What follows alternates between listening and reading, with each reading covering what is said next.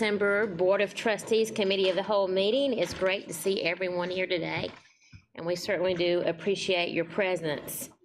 Our first matter of business is approval of the consent calendar. Are there any corrections to the minutes for the Committee of the Whole session on November the 12th? If there are no corrections, I need a motion to approve the minutes. Second. Mrs. LaVentus Wells has made a motion. Ms. Mosley has made a second. It is moved and seconded to approve the minutes. Any discussion? All in favor, say aye. Aye. All opposed, no. The motion carries. Our second matter of business is appearance of visitors, and we have no visitors today, so we're going to move right along to our third agenda item, which is administration, and Mr. Sailors will serve as the chair of administration. Mr. Sailors, you have the floor. Thank you, Madam Chairman. Ladies and gentlemen, our first item of business in order is item number 301, revision to policy JCDA related to cell phones and other personal electronic devices. Dr. Royster. Thank you, Mr. Sailors. In just a minute, I'll turn this over to Mr. Webb, who will share with you the proposed revision to policy JCDA. Just a little bit of background regarding that. Last year's General Assembly, there were two bills, one on the House side and one on the Senate side. Bills addressing the usage of cell phone and other communication devices by students during the school day. The House version of the effort to address that, the bill brought forward basically mirrored exactly what we were doing. No cell phone usage during class time and leaving outside of instructional time up to the discretion of the schools or the districts. The Senate version addressed no cell phone or communication device usage throughout the school day without exception. As a result, neither bill passed, but a proviso was included in the budget. One of now about 85 provisos that address education. Now, a proviso is attached to that year's budget. So it is temporary, not permanent law. But that proviso, in addition to addressing cell phone or communication device usage throughout the day, with some noted exceptions, directed the State Board of Education to write a policy for each district to implement. So you have presented to you in your board packet today a policy that reflects the policy the State Board of Education passed in response to the proviso adopted by the legislature. You also have in it information in an administrative rule that we will attach to the policy, which is very common, as you all know. You all adopt policies, giving us parameters within which to operate, and we develop administrative rules to further carry out the desires of the board expressed in that policy, but making that policy operational. So Mr. Webb will explain to you the policy, the caveats in the policy, and the administrative rule as presented, because as you might imagine, the actual proviso and the policy provided is not perhaps as clear cut, and there are ways that it can be interpreted.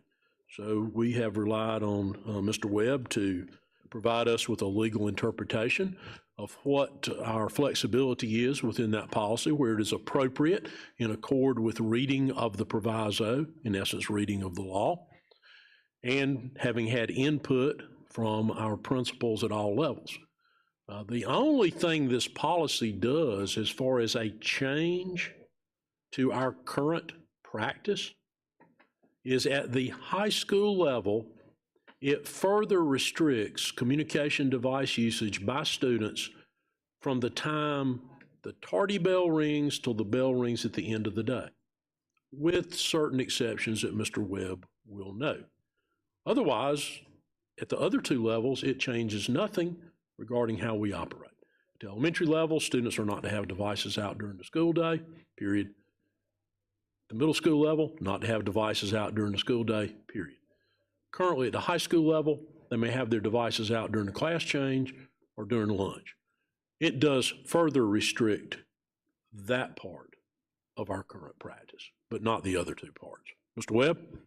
Thank you, Dr. Royster. I set up a presentation because this is somewhat complicated, so I thought this would help frame it up better for the board. So Dr. Royster teed up the proviso pretty well, so I won't spend too much time talking about that. I do want to give a little bit of history of board policy JCDA as it deals with cell phones, electronic devices. When I first started here in 2009, the board policy had in it, I don't know if some of you remember this, language in there that talked about there was a strict prohibition of any use of electronic devices, and there was progressive discipline that included confiscation of that device, 30, 60, 90 days, sort of an escalator clause in there. So in 2010, we changed that, you changed that as a board, to allow more autonomy at the school level, took away the automatic confiscation, automatic discipline, and gave schools the autonomy, because at that time, electronic devices, it was determined that and thought of by principals that they could be implemented into the educational environment. Now we have Chromebooks. Now we have our own devices, so that need does not really exist nearly as much as it did back in 2010 or so. So 2010, the policy was changed to give more autonomy to the school level, to the administration to develop rules. Last year, if you recall, we had a presentation before you that talked about how the administrative rule was going to kind of frame and narrow that autonomy up a little bit to make sure there was consistency among all levels. And as Dr. Royster mentioned, we permitted high school students to use those electronic devices outside the classroom, and then at elementary and middle school, from bell to bell, they could not use those electronic devices unless there was some sort of extenuating circumstance that they needed those for educational reasons. And in that administrative rule, we put in there, and rightfully so, accurately so, there are exceptions for health reasons. Students with IEPs, health plans, things of that nature, they could have electronic devices for those purposes, for health needs.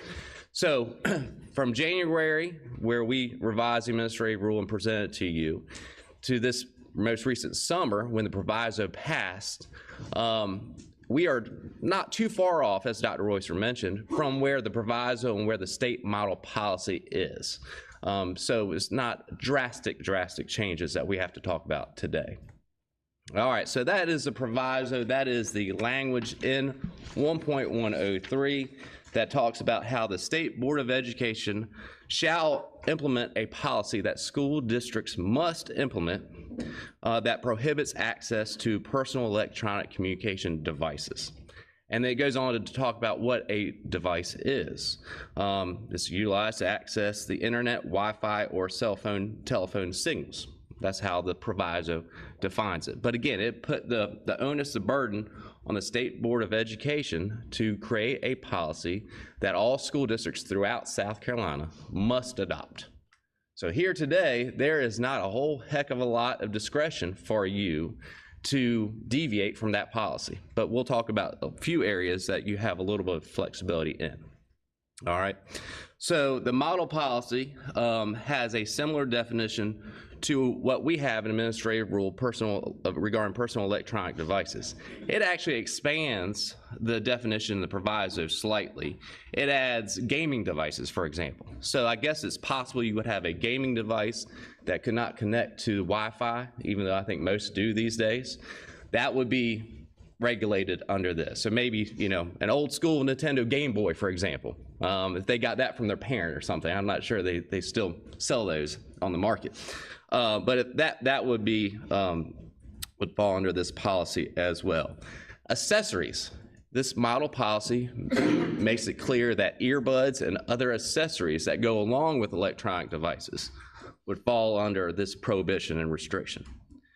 Now, the model policy defines school day as the time the student arrives on campus to the time at the end of the instructional day. But this is one of those areas that the model policy has a little ambiguity on, because they talk about the arrival of the student on campus as the time it starts. And then they put in parentheses, i.e. the tardy bell. Two different things, okay? Two different things. Arriving on campus and tardy bell, two different things. So what we have done, we have clarified in our administrative rule the times of the instructional school day from bell to bell. And we put those times for clarity purposes in the administrative rule for all three different levels, elementary, middle, and high. The model policy also defines access. What is access? Because again, the proviso prohibits access. So what is access? It's the viewing, holding, wearing, or otherwise using a device for the purpose of communication, internet access, gaming, recording, or any other function commonly associated with devices. All right, so that's how they define access. Now there is a caveat. There we go. I'll get on the right slide for you. There is a caveat for school districts and schools to allow the use for electronic devices, personal electronic devices, if it's authorized for classroom use, okay? The approval must align with standards-aligned educational objectives that cannot be reasonably achieved using district-owned devices. And as Dr. Royster mentioned, in our administrative rule, we have taken that language and a little bit of flexibility that's in there, and we have translated it into the high school setting, and we'll talk a little bit more about that. Not elementary or middle, but at the classroom, or at the high school setting primarily. All right, so the model policy really focuses mostly on definitions, but then the most substantive language they have there is that first bullet I have on the slide. It says, during the school day, students are prohibited from accessing their personal electronic devices unless authorized for classroom use. Students may not wear or access device accessories during the school day. Now that is a pretty big clarification or restriction, if you want to call it that, regarding smartwatches, okay? The model policy does not allow students to wear devices during the school day. That's a big one, especially at the elementary, middle school level. That's going to be a change. So that, unless authorized for health reasons or for educational purposes, but it's going to be very difficult to authorize the use of a smartwatch for educational purposes if they have a Chromebook. So that is going to be a point of clarification that we're going to have to communicate to parents. By the way, just as an aside, I've been working with the communications department, other departments, to make sure that if and when this policy is passed, and again, this must be passed by proviso this month and in effect for January. That we have clear parameters that will be communicated to schools, to parents, and to students. And as I said in the before, the second bullet on this slide talks about there being an exception for health reasons for students. So obviously a student with the need for health reasons, whether it be a diabetic, blood pressure, whatever it might be, they can have an electronic device for that purpose. But again, it would go through the 504 team, the health plan team, that kind of thing, to make sure that it is approved with certain parameters in place. The policy also talks about how there must be progressive discipline for consequences. And we have worked with assistant superintendents to detail those at the school level. All right, so our draft policy, JCDA, as Dr. Royster said, it adopts the State Board of Education policy. Okay, so it meets the legal requirements of that. There are a couple areas, like I've said, and I'll talk more about the high school level, but one area that's specifically in there is about field trips. The policy talks about how school districts retain the authority to determine the use of electronic devices on field trips.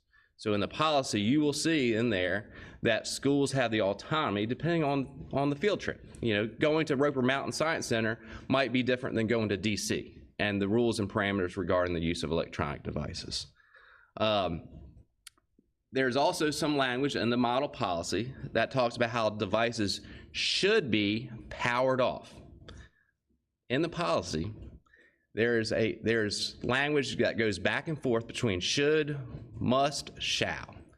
And so how I have interpreted that, whether they intended or not, is that it gave some flexibility to schools for its devices. And so in working with principals, talking to principals, getting a lot of feedback from schools, they were concerned about the enforcement of making sure devices were powered off. And especially at the high school level, when we talk about authorized for classroom use, powering it off and then turning it back on could be problematic. Then you also have parents with apps like such as 360 who want to be able to know where their child is through that app. And if it's powered off, to my knowledge, some of those apps would not work, for example. So listen to all the feedback from schools. What we have done is that devices must be silent, either turned off or silent. So we've done that in the policy and the administrative rule. I've already talked about smartwatches. That's the next bullet. Again, those cannot be worn unless for health reasons. Also, there's a caveat in the policy for volunteer firefighters, just as a FYI, in the policy that talks about, obviously this is dealing with the high school level. If a high school student is a volunteer firefighter, they would have the ability to have access to personal electronic devices. And you know, look, there can be case-by-case basis. So if a student has a parent who is going through some serious health emergency, they're in the hospital, ICU, for example, or something of that nature, and they go to the principal and say, hey, for this week, do you mind if I have my cell phone with me because my mom or dad is in the hospital? The principal can approve that, okay? But that's a finite, unique circumstance, okay? In addition to all the language that I've talked about in this slide, we have created or added new language outside the model policy that talks about employees. I think in talking to principals, we believe it's important as administration that our employees are good role models, obviously, for students. So what we've put in there, that during instructional time, unless required for their job, they are not to be on their device themselves. Okay, so we believe that's important as well. All right, so moving to the administrative rule. Again, as I mentioned earlier, we clarified the model policy as far as the times for when these restrictions are in place. Elementary, 7:45 to 2:15, middle, 8:30 to 3:15, high, 8:45 to 3:45.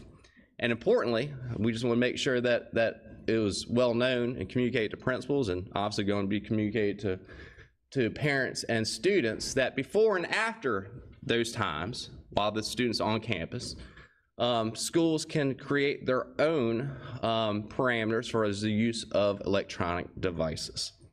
As long and students can, if the school determines, can utilize those devices during that time, unless they're disruptive or contrary to the behavior code. But again, that is up to the school to determine the appropriate use of the electronic devices. All right, I think I went, all right.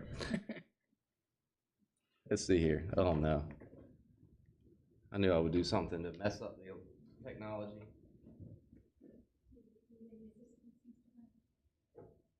Let's see. Nope, I don't think so. Thank you, Ms. Fitzer. All right, maybe I do.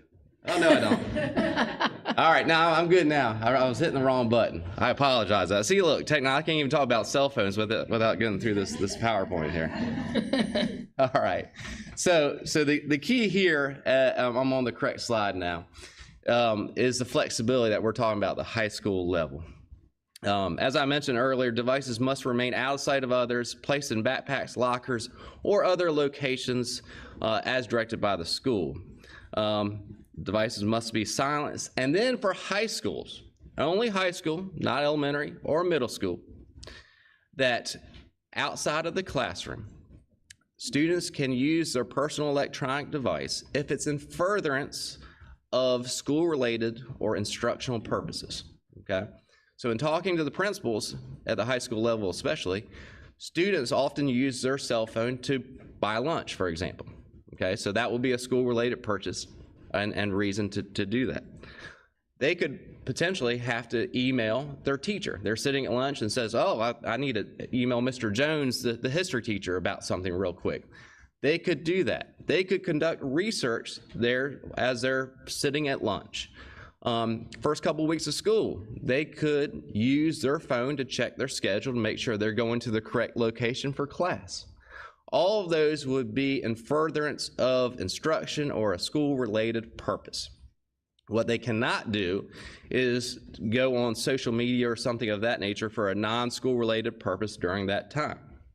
So the principals thought that it was very important to have that ability for students to use those devices for those limited reasons during that time. In talking to the principals, having Chromebooks, it was not practical or feasible for students to get out their Chromebook, for example, at lunch, space limitations at the table, charging limitations for the Chromebook. So they couldn't use a Chromebook necessarily to email a teacher during that time, at least not practically or reasonably. So the use of personal electronic devices, again, only for school-related instructional reasons, is going to be permitted only at the high school level, as the principal and working with their staff develop rules and parameters, okay? So that's going to be rolled out when this board policy is passed, if you do approve, and communicate to parents and to schools. But that was a unanimous stance request by the principals that students would have that flexibility. So that's important to keep in mind.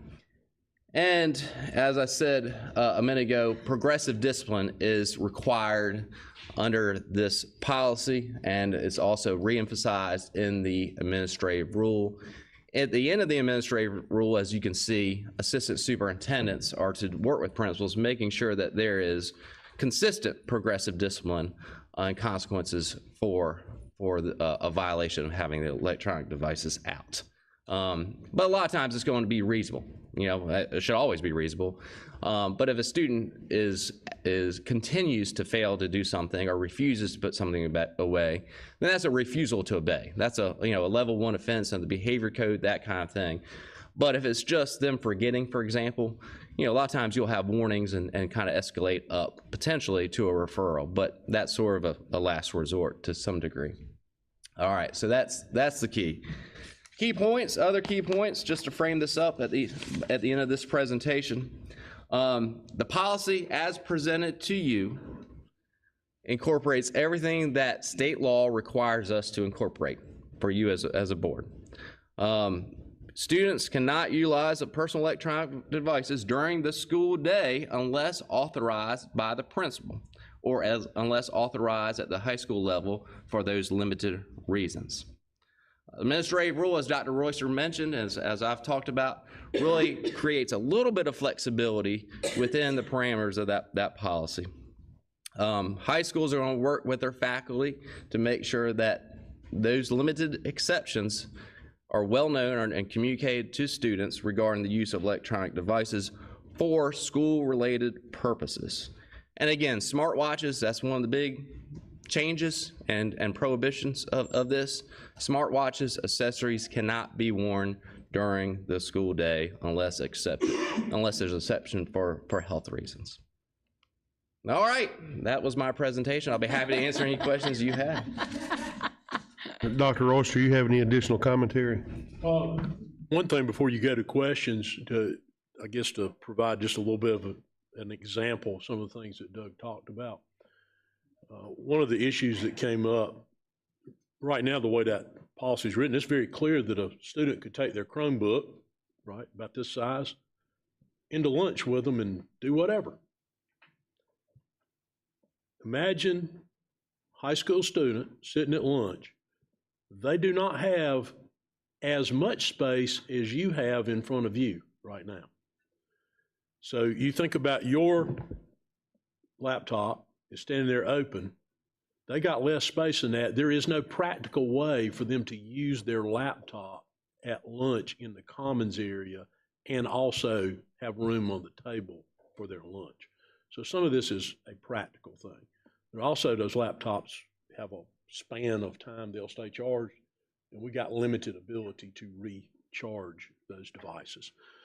The other thing is, I think you all can imagine there's a lot that's very challenging about this. But you imagine a commons area in one of our high schools, there may be more than 400 students in there at one time. And there's certainly the number of personnel in there to supervise them to ensure they're safe. But ensuring somebody's safe and being able to look around a space, well, probably as large as this, as one or two people supervising it, because this would be the fraction of a size of a whole commons area. Look out there and see how many of our employees you can tell have on a smartwatch. How many of them could you actually tell if they got a phone down in their lap operating?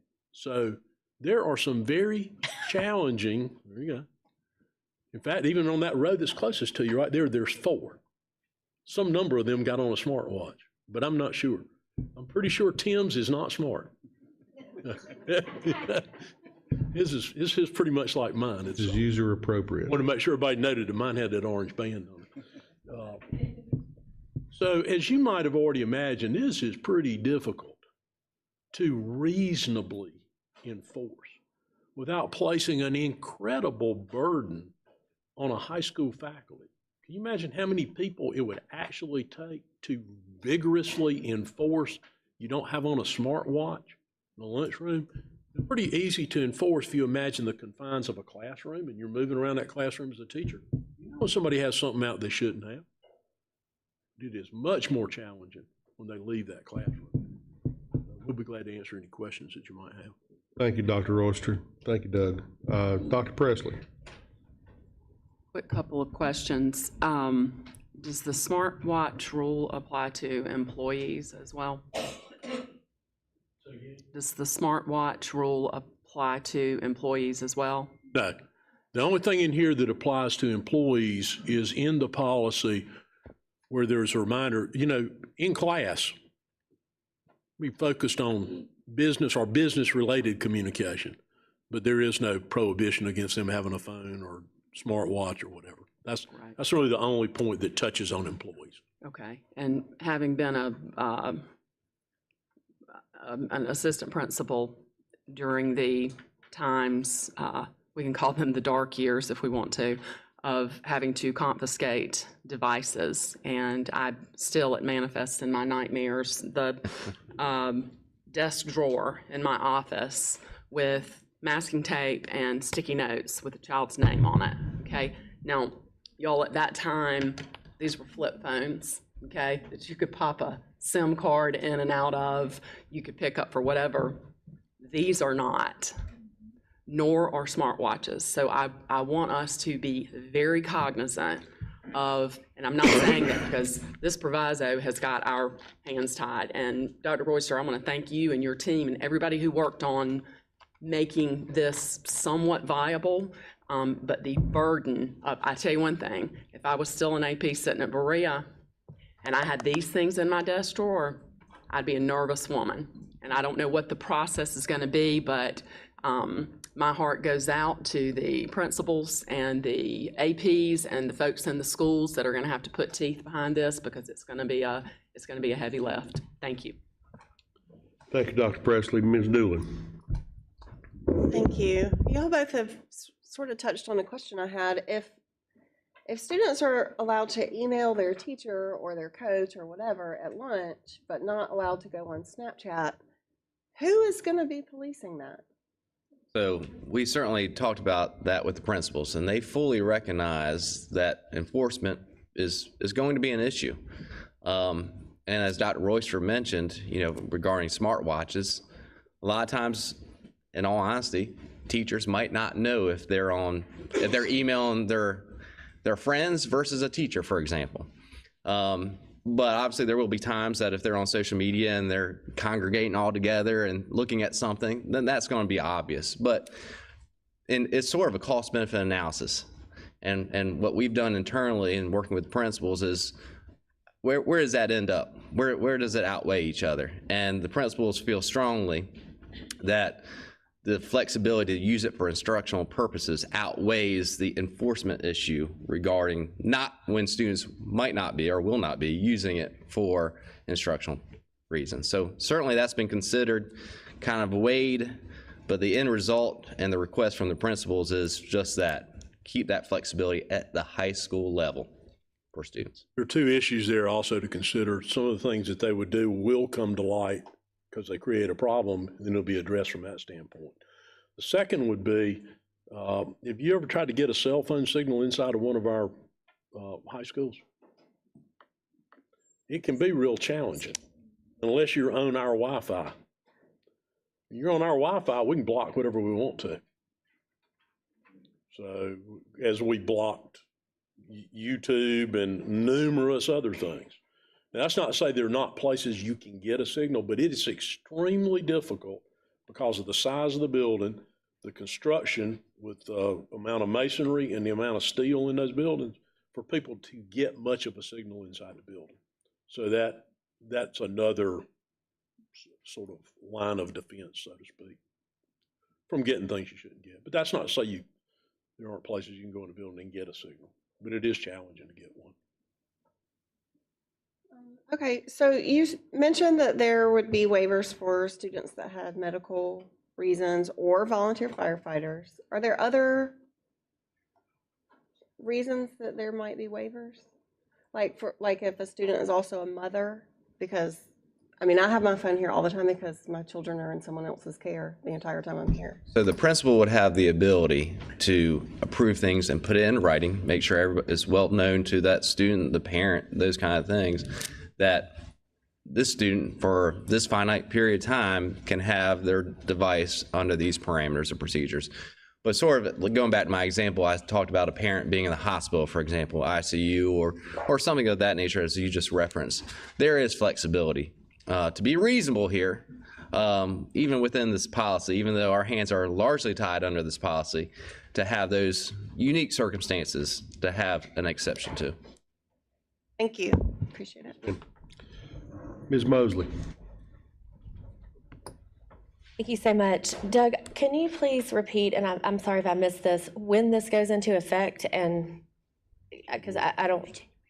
In January. January? Yes. Okay, so this has already been voted on and approved and. By the State Board of Education, yes, it has. Okay. And so in the proviso, in the model policy, it talks about how this must be in effect at the beginning of January. Okay, all right, so we're not waiting on any additional anything. Now, you know, as Dr. Royster mentioned, it could be that the legislature or the State Board of Education might tweak this going forward, and we'll see. But as it stands right now, I don't expect any changes. Okay, so, and it's in effect, a proviso is a 1-year thing? It is. A lot of times they will just renew it as part of a proviso line item, budgetary item.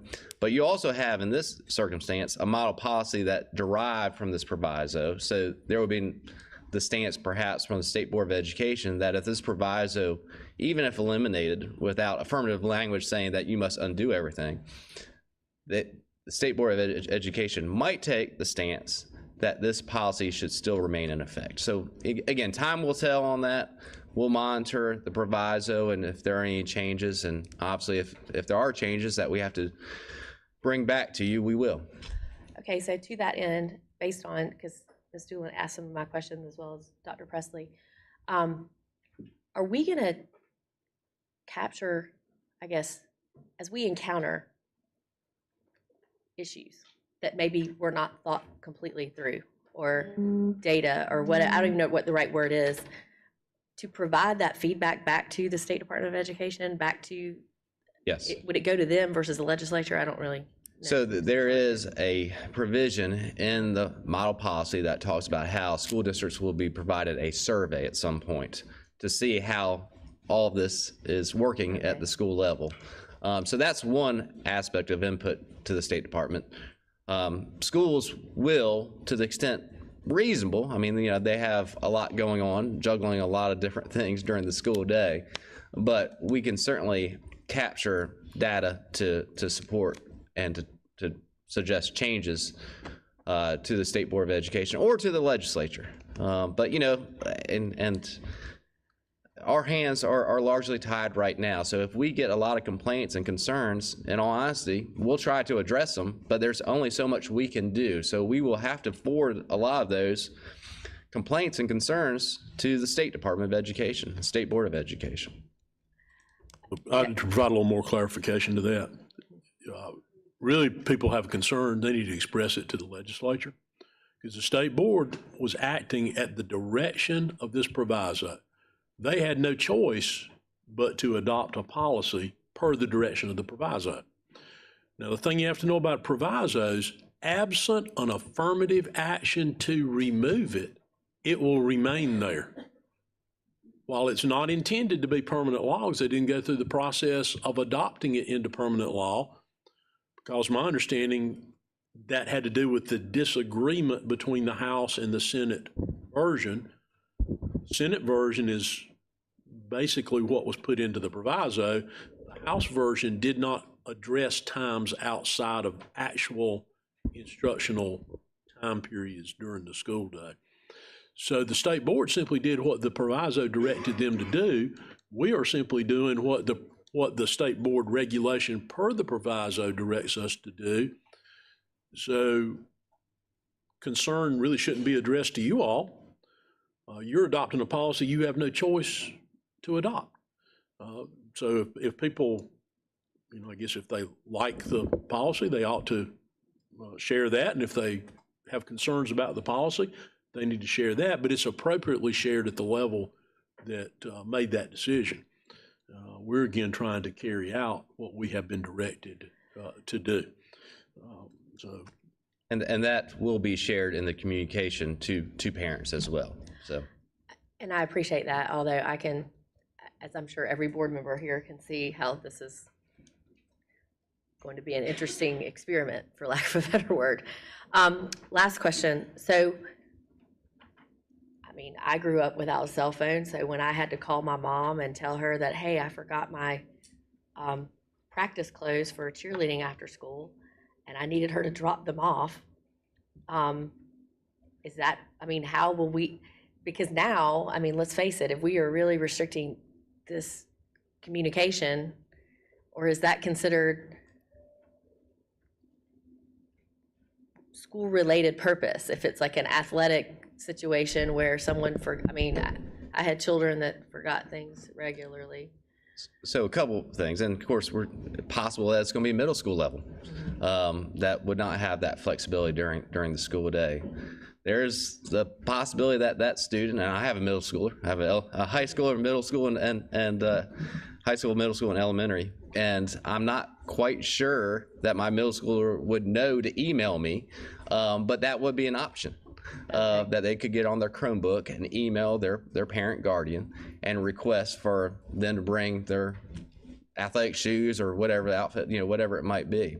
So that's a possibility. High school level, I believe that would be a school-related purpose for the sense of it's a school-sponsored team, for example.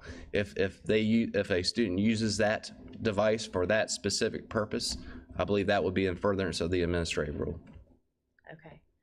So all of these text messages, I just knew as a parent received from my kids for logistical, sometimes it was logistical questions, you know, who's picking me up, or I need to stay late, or I forgot something, whatever it is. I mean, we're going to have to get creative on how that communication. Absolutely. Or that falls under school related if they're staying late they got in trouble and they have to stay after school for something, or to finish a test, or do you see, I mean, you know. Yeah, we are trying to allow as much flexibility and autonomy at the school level as we can.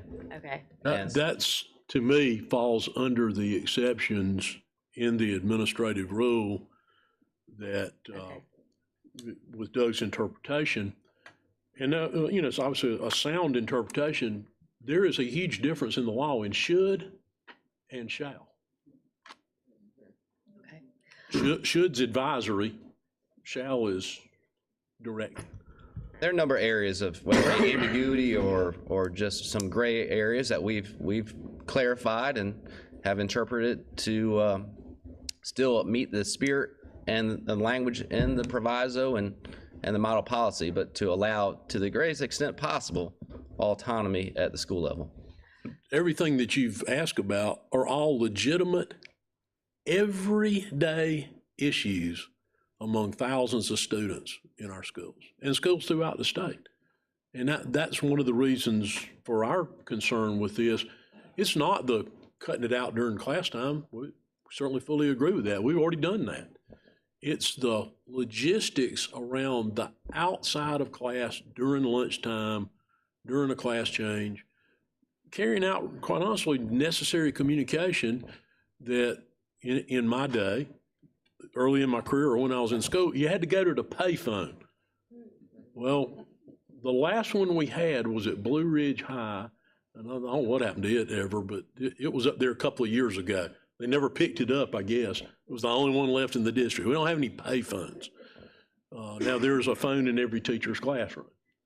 But, you know, we changed, all of society changed, and there's not the same resource there that once was there. And we've also become accustomed to operating this way. Families have been accustomed to operating. So, you know, for right or wrong, back then, if you forgot something, you might not have gotten it delivered to you because you might not have gotten anybody to bring it to you because there was nobody on the receiving end. Yeah. Not just on, you might call on the payphone, but unless they were sitting by the phone, you didn't get it. But that's not the way the whole of our society works anymore. I'm sorry, I do have one more question because you brought this up. It sounds like we're giving a lot of autonomy to the school principal. Ms. Doolin asked about the exceptions, like special circumstances that a principal would have discretion over. In the event, because I've experienced this in the world of special education, where when you give a lot of, sorry. Go ahead and finish your question. Thank you. When you give a lot of autonomy at the school level, it can vary from school to school as far as the practices or the decision-making of a principal.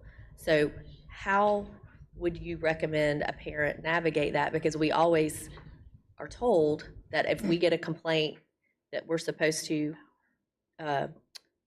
direct the parent back to the school leadership. But if the school leadership is the concern, then where do we direct them?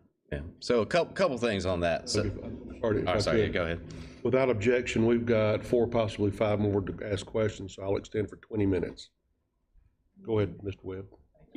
So a couple things on that, and it's a great question. One, assistant superintendents are going to try to create as much consistency as possible at their school level, so high school, middle school, elementary, for exceptions. Now, we talk about autonomy, and I've talked about how there is as much as we can provide in the administrative rule, but it's not a lot. So I do think that's a key point there, that there is some autonomy, but it's limited. So that should hopefully not lend itself to principals making divergent decisions, if that makes sense. In the special education world, for example, if a student has an educational need or health need, there is a clear defined process working through the IEP, whether it be possibly even 504 or a health plan for that process. And we've always done that. I mean, that has always been, and that's not going to change. So that does not change the process for as special education or health-related reasons. We've had that before. We're going to have that moving forward. That is federal law, and this proviso is not going to supersede that. I think maybe more precisely, though you already know this, but I suspect you asked that question for people out there that might be listening to this. Jason Warren and Kate Malone are sitting right there. That's what I was confirming. Yes. Okay. We want to direct, not resolve it at the school level, just like everything else. We want to direct it to the 2 ombudsmen. Okay. As opposed to dealing with 5 or 6 different assistant superintendents. If they note a pattern there, then they get that assistant superintendent involved. Okay. So like other things, to the 2 of them. All right. Thank you. Mhm. I'm good. Thank you, Chuck. Ms. Middleton. Thank you. I'm really glad to see that the state is pushing the cell phone thing, because I think it's very important. In terms of just safety and law enforcement and things like that, if there is, a lockdown at the school or some kind of an emergency, the fact that these cell phones are in a kid's backpack, sitting there, they get their cell phone out, and this is how the rumor mill starts. Hey, we had a lockdown here, what's going on at this school, and a lot of activity. Is there any thoughts to getting some kind of cell phone lockers or something like that to put up these cell phones? Because I am a little concerned that the cell phone is sitting there in a backpack with a kid. They could, have it in their lap, maybe the backpack, or have it close to them and get their cell phone out, and the teacher might not even realize it and start kind of a train of emails or something like that, especially in an emergency. Sure. So we have looked at that. Schools have looked at those options as far as, some sort of cell phone bag or things where you would put your electronic devices. There are pros and cons, and schools have sort of a lot of times thought that they're not as beneficial as perhaps they originally thought. So we have worked with our security department to look at that. There are some advantages potentially to have students have access to cell phones in case of emergency. There are also some drawbacks potentially as well. But that is something that we have explored, and this rule allows schools, in working with their assistant superintendent, to still have a designated location that best meets the needs of that school. But again, that would be reviewed by the security department, working with academics, school leadership, a lot of different parties looking at it to determine what is the best option. So certainly that's been looked at in the past. We will look at it going forward as well. In the actual emergency events that we've had to deal with, there has been little to no downside issue.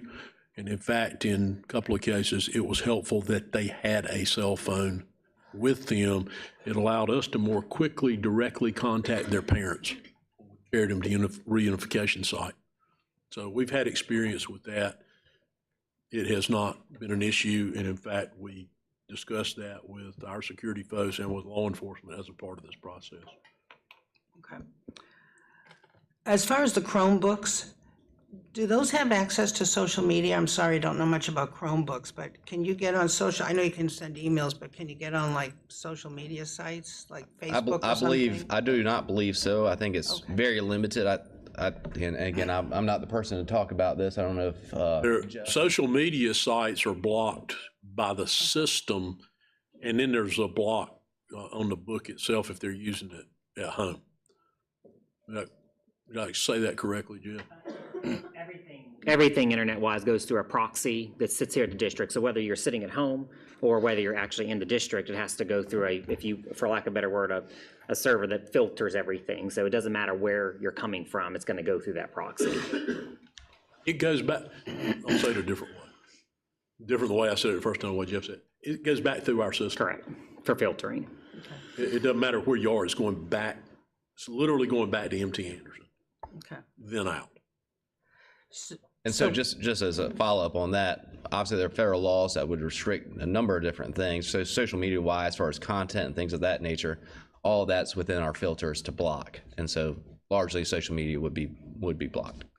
But children can use their cell phones during lunch and passing, or only if they have permission.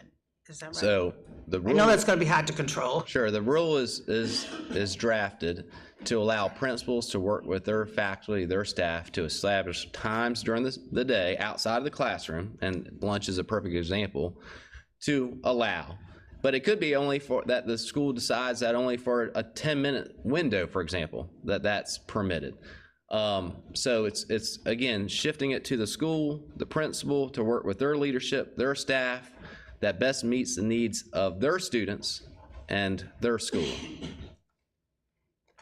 Okay, I'm always concerned about kids videoing things. That would be prohibited. That would be prohibited.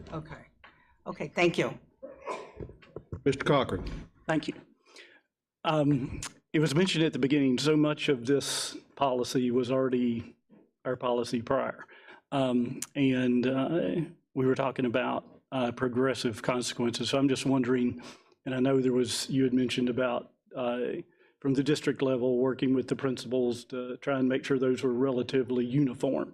So my question is, at the moment, what is a typical progressive set of consequences that we have in our schools for this? Mr. Foster, do you want to come up here and talk a little bit about that, if you don't mind? Or Mr. Williams, too, both of you? And Mr. Williams is good with Mr. Foster doing all the explaining. Eric. He can also take all the heat too, right? So we understand the value of standardization, to a point made earlier. At the high school level, the first referral will prompt a detention, second referral will prompt an in-school suspension, third and subsequent will prompt a out-of-school suspension. And the high school principals they understand that's the direction that everyone needs to stick to, if that makes sense. Joe White, since you volunteered to come up here, Volunteer. could you have a feel for this, although this is your first year in this role, being high school principal last year, what's the sense of how difficult it has been to enforce the during class time prohibition at the high school level? During class time is very doable. And I think our schools have found a lot of success in building a culture that during class time, that foundation's already been laid by the previously implemented policy from last year. So that won't be an issue. The issue is going to be the transitions and lunch. Yeah. Thank you. Thank you, Joe. Thank you. Thank you, Mr. Saylor. Ms. Levinas Wells. Thank you, Mr. Sailors. Bell to bell, I don't have a problem with. I think that's great. Not having them in the elementary and middle school, perfect. Field trips, I understand. Lunch, I have concerns because if you have 400 or 500 students during lunch, it seems like that's going to be a difficult task for those two in the classroom. I did appreciate Mr. Foster's directness about consequences. I think that's great. The principals stick to that, implement it, and hold these students accountable. And Burke, I'm just wondering what a payphone is. Is that something that Superman used to change in the phone booth? That's the only thing I remember about that era. I don't go back that far. We have just hung it on the wall. But anyway, with that being said, if we approve this policy, I would like for this to be on the June CAL to reevaluate the policy to see really the pros and cons and what we saw from first semester to second semester. I don't think that would be a lot of work. It might.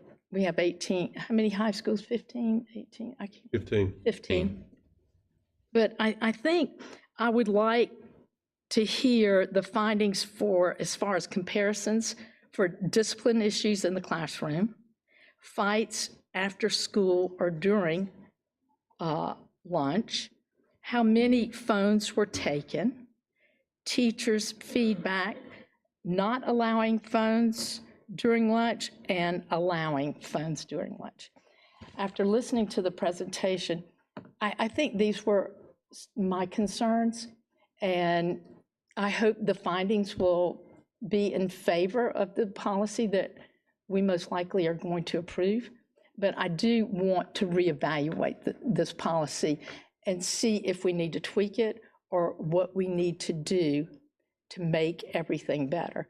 I am concerned about the bullying and so forth, but if you say the filters and everything will catch all this, good, then I hope they will. Scheduling, ruffles in the lunchroom or wherever, I hope that doesn't happen. But going to the schools, I've heard people, teachers, everyone feel that not having school phones in the classrooms, et cetera, have been great. They can actually teach. And so, You know, I understand we have to follow policy, and I appreciate all this information. So thank you, Doug, for your presentation. Thank you, Mr. Foster, for your words of wisdom on discipline, et cetera. And thank you, Chuck. Dr. Stiles. Thank you, Mr. Sailors. Mr. Webb, I'm looking at slide 7, the last bulleted item, additional language beyond SBE policy. Employees shall model the appropriate use of personal electronic devices during instructional time unless required for job or emergency. I'm assuming that would be directed to the teachers, and I wanted to see if staff members will also have some kind of requirements in regard to their cell phones, or is this just for teachers? For all employees during instructional time being in front of students, so classroom aides, teachers. Obviously, if someone in maintenance or facilities is using the phone when they should not be and they need to be working, that would be a performance issue we would have to address. But there would, again, we're talking about modeling this appropriately for students and trying not to hold employees to a different standard, realizing that the policy doesn't apply to employees. Certainly they're adults and they have more allowance to use, but when they're supposed to be teaching, for example, that should not be occurring. Thank you. I agree that anyone, whether they're professional staff or non-professional staff, if they're in the presence of students during the instructional time, there should be an expectation. I was just wondering, like, for staff members who maybe like work a second shift, if there's going to be any consideration for parameters for them for use of their phones. I know sometimes being a former principal, that can be an issue as well. I just wonder if there's any consideration for staff members beyond those who are involved during the instructional day with students. Well, our expectation, Dr. Stiles, would be, some reasonable intermittent use of their phone is okay. But if every time you walk by somebody, they got their phone out and they're not in a job where that would be a necessary means of communicating work-related matters, then they need to get on about doing the tasks that they're assigned to do. So that just almost has to be addressed on an individual basis. Principals may sometimes have to address that with staff in the school that are outside the classroom. Our building services people may need to address that with custodial staff or fan staff. I don't think that's a large issue, but it can be an issue. Just like other things that may cause an employee to be unduly distracted from being focused on their work. And then there's a safety concern in some of those jobs as well. Thank you. I was just wondering if now perhaps would be an ideal time to also lay out our expectations in regard to staff members. Just food for thought. Thank you so much. And we could certainly do that in the administrative rule. I don't think that would be a bad add to that, to just establish some expectations. Thank you. And Ms. Doolin. Thank you. I just have one more quick question. Is it possible for a waiver to apply to devices like smartwatches, or is that just strictly no watches? It is possible. What I would imagine the most likely exception would be for health reasons, for a smartwatch or a device such as that. It's possible for the other ones, if, again, not to harp back on the parent or guardian in a hospital, but if that's the means of a middle schooler to find out information about their parent, for example, who has a health emergency, that would be permitted through the principal, considered, reviewed, and everybody would be on the same page for is that finite use. Oh, I was thinking more for an older, well, I guess it could be a younger student also, but students that have special needs that might wander, especially the older students that would already have a watch. That's how their parents track them. That can be an allowable exception under the educational exception, special needs, medical issues, Okay. that sort of thing. Okay, that's it. Thank you so much. But it's also important for all of us to realize we're walking kind of a line here, where the proviso in the state board policy is very directing, you must do this. If we do not follow that, we're at risk of losing our state funding. In the other areas where it offers some room for interpretation, then we have taken that literally and interpreted it to what we believe is in the best interest of our schools, our students, and our faculties, and our communities. Thank you, appreciate it. Thank you, ma'am. Okay, we have a recommended motion from the administration to approve the revisions to Board Policy JCDA as presented. Is there a maker? I move to accept the policy as presented by Mr. Sailors. There's a motion to accept the administration's recommendation. Is there a second? Second. Have a motion and a second. Are there any additional discussion? Hearing none, all those in favor of the motion as stated, please say aye. Aye. Any opposition? Motion carries. Thank you. Thank you again, Doug. The next item of business in order is item 3.02. The revision to Board Policy BCBA, Board Meeting Procedures in Place. Dr. Royster and I guess Chairman Stiles. Thank you, Mr. To this. Thank you, Mr. Sailors. I would like to speak on behalf of the administration. I'm sure Dr. Stiles would like to speak as the board chair. You have in front of you in your packet a recommendation made after conversation with Dr. Stiles, and really based on a number of conversations I've had over several years about the timing of board meetings. It really becomes very noticeable this time of the year when it seems to get dark about 4:30. But the board meetings for some number of years now, at least the 20 I've been here, have begun at 7 o'clock. So we have looked at the possibility of moving that earlier, believing that that is perhaps more convenient for trustees, more convenient for the public who may come directly here as opposed to having to go home, come back at 7 o'clock, more convenient for the employees that get here early in the morning and then must stay through the end of the board meeting. As I said, much more noticeable this time of the year than during the spring, the early fall, and in the summer. So we put forth a recommendation to the board to consider changing the board start time from 7 p.m. to 6 p.m. Now, we provided two motions for you, one to make that effective January the 1st with the January board meeting, the other option to make that effective July the 1st. One obviously giving longer notice to the public than the other does. We also believe that starting a little bit earlier might incline people to perhaps stay for the entire meeting that are not so inclined to do so now because of sometimes the lateness of the hour. But we present that to you for your consideration, and certainly what you all believe is in the best interest of the public, the board, and the district. Dr. Stiles? Dr. Royster, you shared my thoughts completely, and really, one of my questions, I hadn't reviewed that policy, was why do we do it at 7 o'clock? And I guess because it's in our policy, it's the way we've always done it. It's never been questioned. But realistically, 6 o'clock is a time that I feel works well for everyone.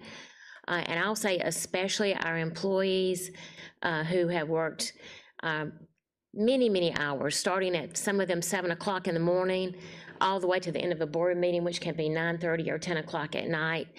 Anything we can do to accommodate not just our employees, but our parents who attend board meetings, who want to participate and hear the entire meeting, our employees, and for us, some of us have long drives home. So I believe this is a policy, this policy revision would be one that supports everybody. I can't think of anyone that would not be supported by this change.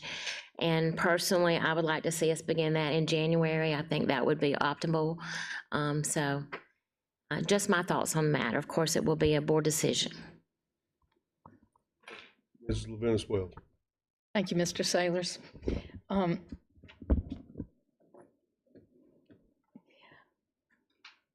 I don't have a problem with the policy. What I am concerned is because we have the committee of the whole this morning and the board meeting later this afternoon tonight. It will not allow constituents, community members to get back to us on their feeling. You know, if you have small children, if you're getting off of work, you've got to get them fed, you've got to do this. I don't know the ramifications for others.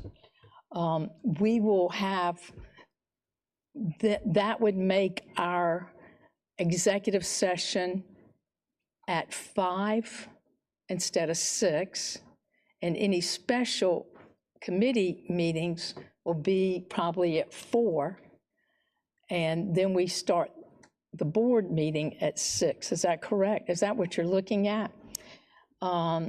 So, you know, if there's enough time to get your children home, get them fed, get everybody settled, get back to this, you know, come to the district, et cetera, you know, I just would like to hear from my constituents.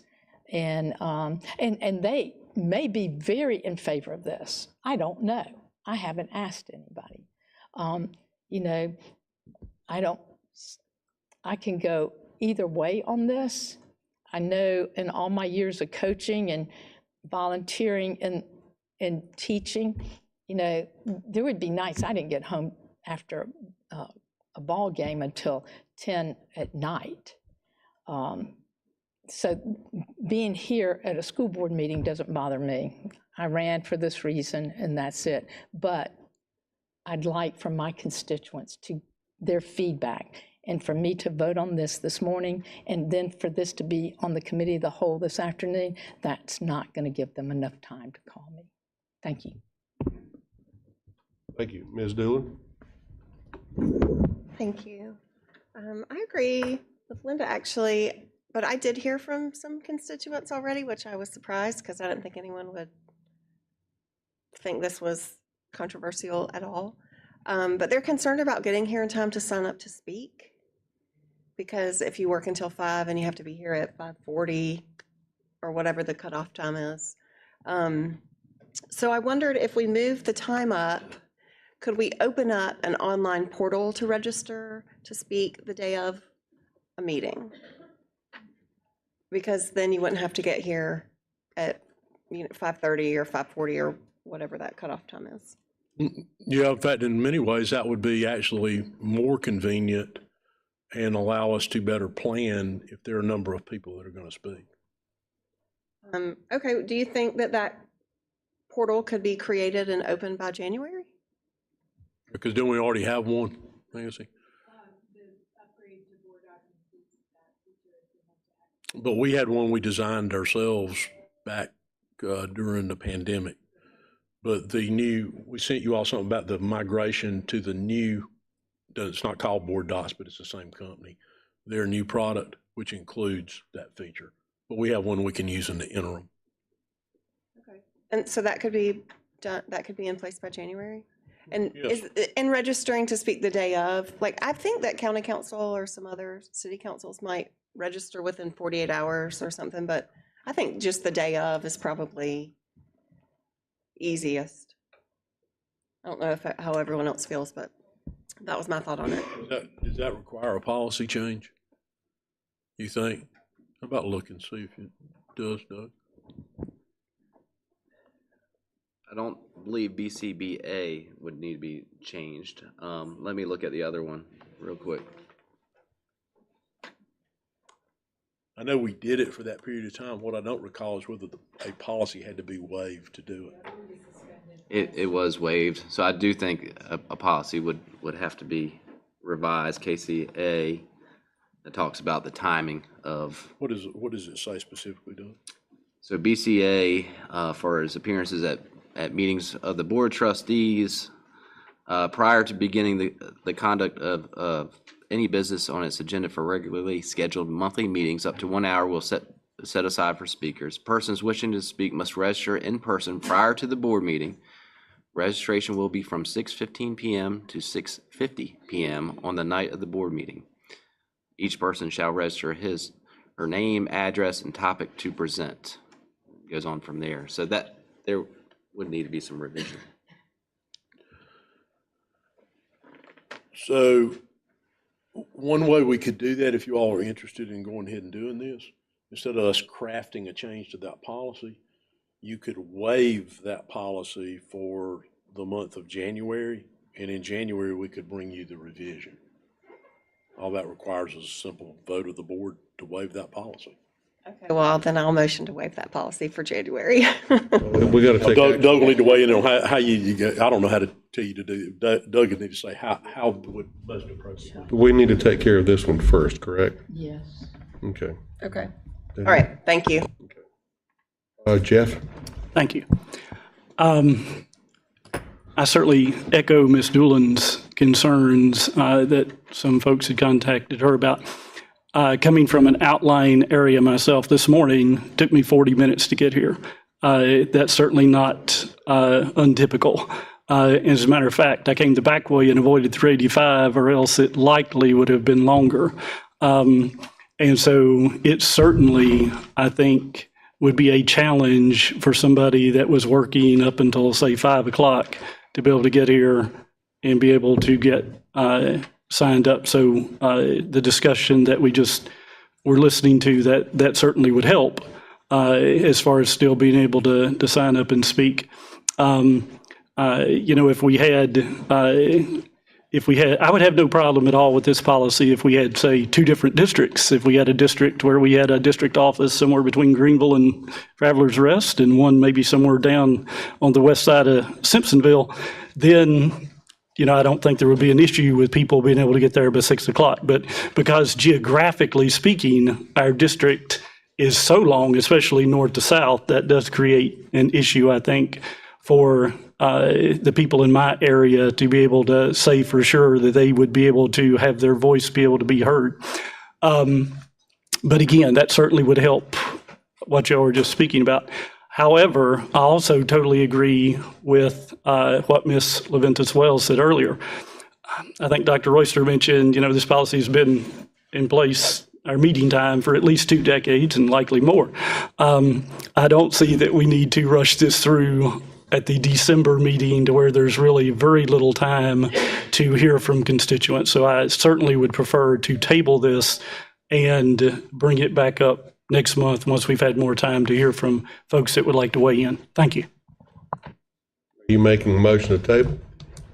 I would like to make the motion to table it. Yes, thank you. I'm going to second.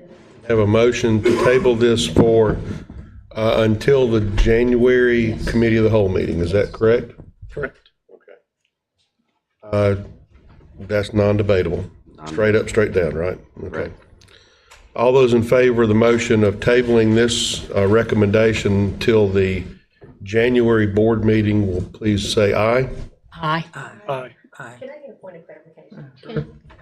Me too. So if we table this, then we're going to bring it up in January with more information about online portal, start date for this. Like, this could potentially be something we voted to start February 1st or whatever. And anything else that we need to do, policy change or whatever, that Doug would need to recommend to us. So that's what we're voting to do, That is is to say, hey, we're going to bring it back in January for more complete information. Although I cannot speak for the administration, as chairman, I would assume that what would happen is, to your point, they would take the commentary from this, adjust a recommendation of implementation, and also add the parameters and potential policy changes associated with the portal and the timeline associated with signing up. Okay, I'm comfortable with that. Thank Am you. I correct, Dr. Royster? Yes, sir. Thank you. I would like to request a Wait a roll minute. call vote. Wait a minute. Glenda? I would like clarification on when this needs to be passed. Ma'am? So there's no requirement for this to be passed, unlike the cell phone policy. This is internal. at your discretion. Okay, any other questions? Okay, because we got 1 minute left, so I'm not going to extend. So we have a motion on the floor to table. And unfortunately, there's no debate for that. So all those in favor of the motion to table this? I would like this to be a roll call vote, please, Mr. Taylor. Thank you. We have a roll call requested. Gail, are you ready? Okay. All those in favor, well, I'm sorry. Gail, go ahead. Mr. Klein? No. Mr. Cochran? Yes. Ms. Doolin? Yes. Ms. Levinas Wells? Yes. Ms. Middleton? Yes. Ms. Morrison Fair? No. Ms. Mosley? Yes. Dr. Presley? No.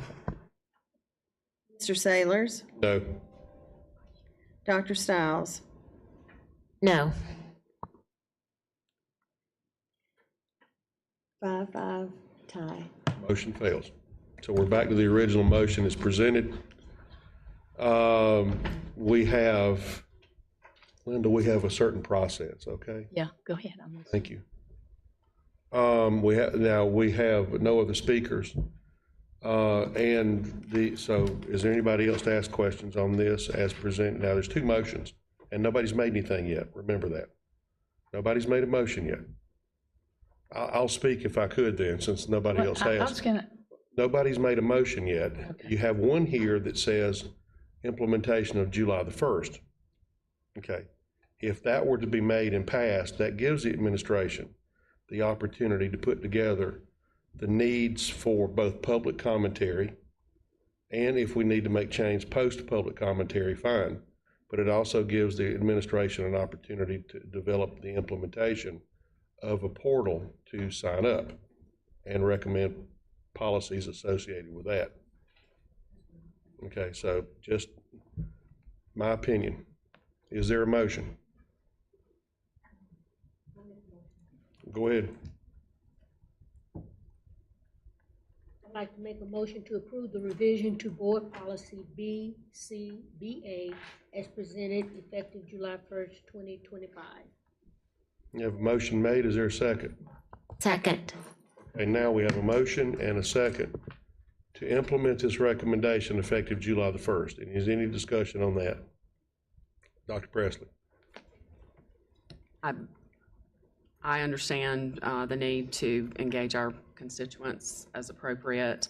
I do think it's a shame that we are having to put this off until July the 1st for all of the reasons that were highlighted. However, if that's what we have to do to get everything in place, then I feel that is okay. But often when we cast a wide net, we get all kinds of reasons that might not even be relevant to. I fully support what Ms. Doolin suggested about the online. I think that would go a long way toward solving this, but I wish we could have done this sooner. But if July 1st is the best that we can do, then that'll be okay.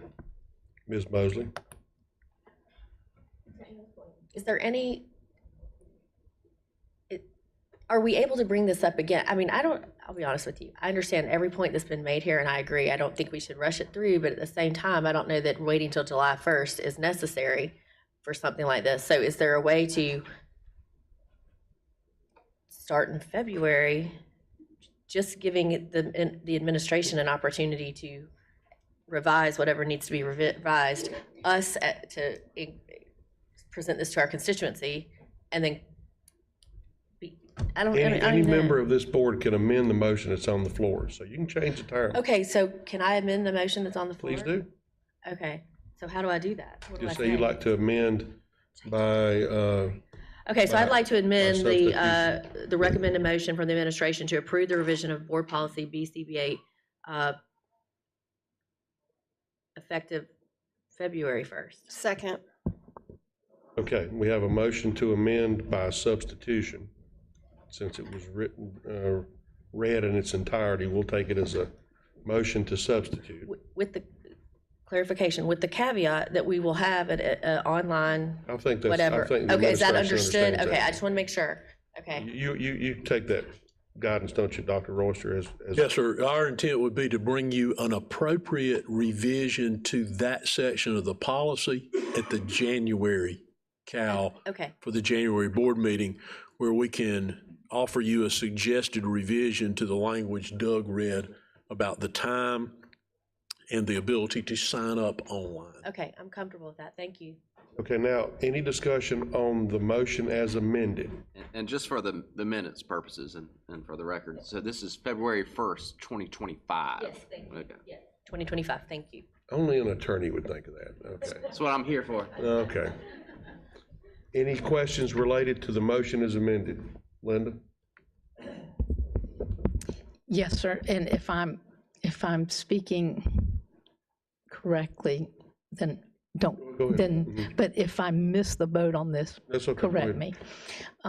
So we're saying that this motion says if we pass this, then we're going to start this February 1st. And my question is, I don't have a problem with the time, but I never gave any thought to those driving from Fountain Inn, TR, Greer, everywhere at 5 o'clock traffic. I never gave any thought to that during the school year. And some of us can't even get here on time for our 9 o'clock meeting because of traffic. So we're talking 5 o'clock traffic, people. So if you can feel good about voting for this, then go for it. But I cannot do that without hearing from my constituents. Thank you. Thank you. Any other questions on the motion as amended? I have a question. Go right ahead. Sorry. If we go back to our constituent, if we vote yes on this today and we go back to our constituents and hear a bunch of, we don't want this, we have an opportunity to vote it down. You can always go back and revisit the policy. So for example, if you pass it today and it moves forward to tonight and we approve it tonight, and let's pretend that there is significant community concerns for us to revisit this and tweak it accordingly, we can always do that before February the 1st. Okay. Correct, Doug? Yes, just at a different meeting. Yes. Such as a January. So we could put it on the agenda for the January meeting to readdress if we If have an the- outcry that's a problem. If the administration if the administration plans, as I understand it, to come back to us in January with a revision to the policy related to sign-up times and a portal implementation.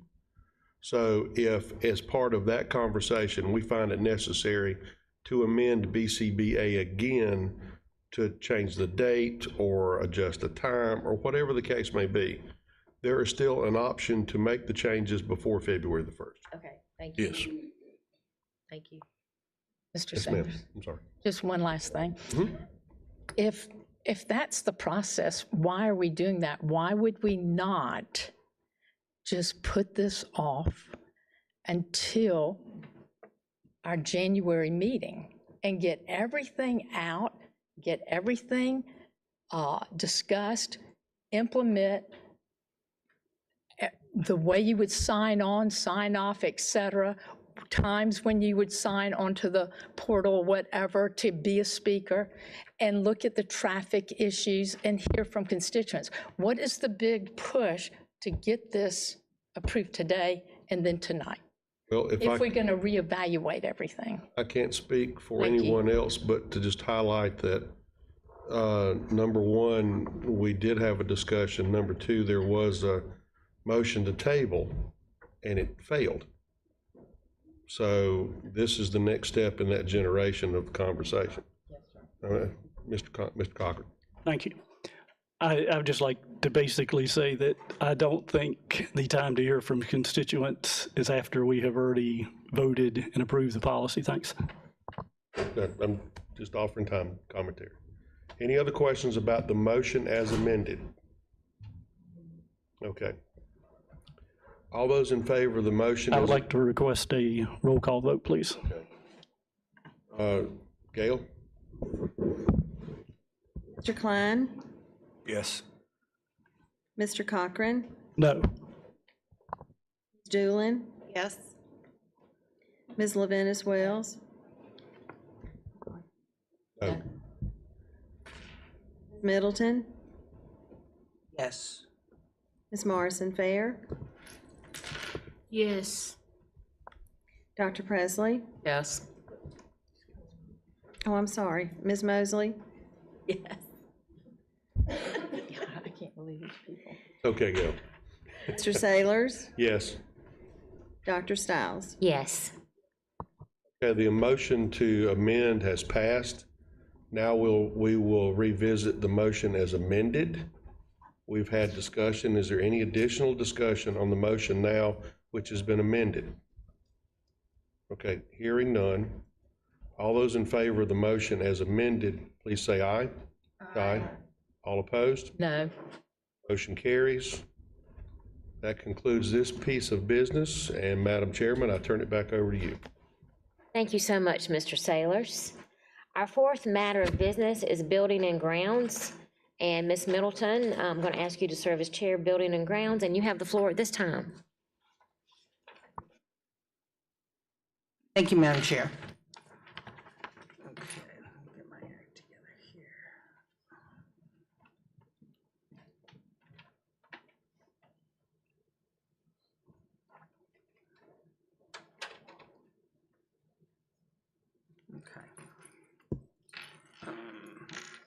Our first matter of business is item 4.01, Facilities Project Report. This item is for information only. Dr. Royster, would you like to speak on this? Simply as a reminder, the facilities project update is in your board packet. We'll be glad to answer any question that you might have. There are some updates in there regarding completion dates and that sort of thing. Any question you might have, either Colonel Carlin or Dr. Warder, I'll be glad to answer those.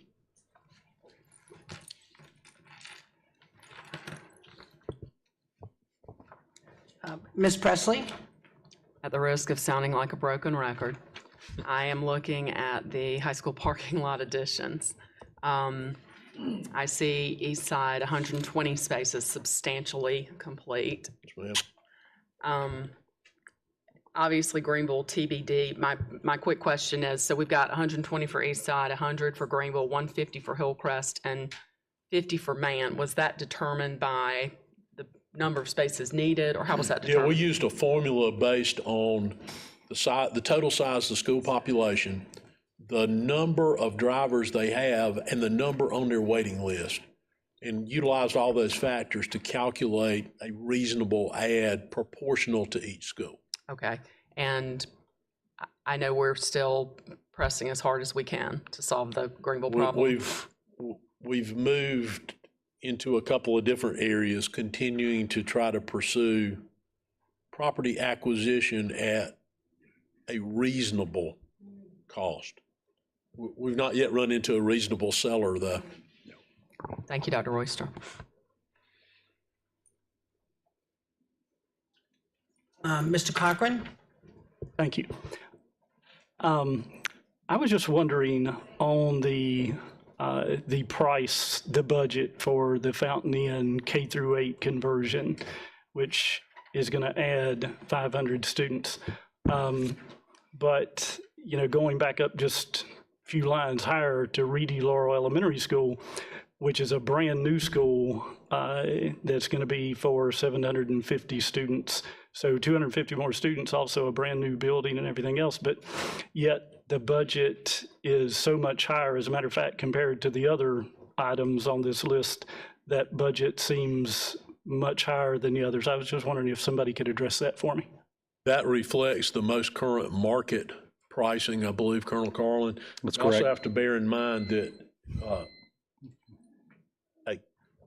Without objection, I'd like to extend 10 minutes. a K-8 conversion requires spaces that an elementary school does not have. So a larger cafeteria area, a gym, athletic fields, spaces that are not programmed into an elementary school. And you all will see as we progress into the early winter, us coming back and having to revise cost estimates based on current market.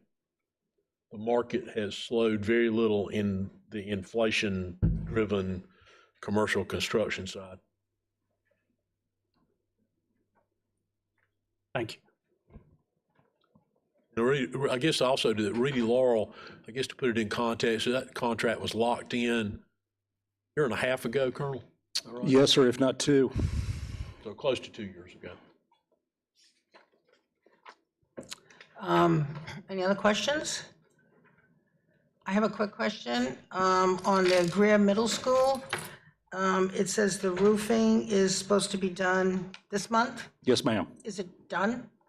It is not yet complete, but we have some level of confidence that it will be. By Christmas? I would not want to venture a date other than that we will complete it in December. I'd be more comfortable with saying we would be hopeful it will be complete when they come back to school. Yes, sir.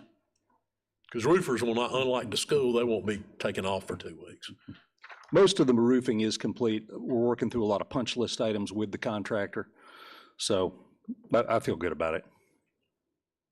Thank you. Anything else? Okay.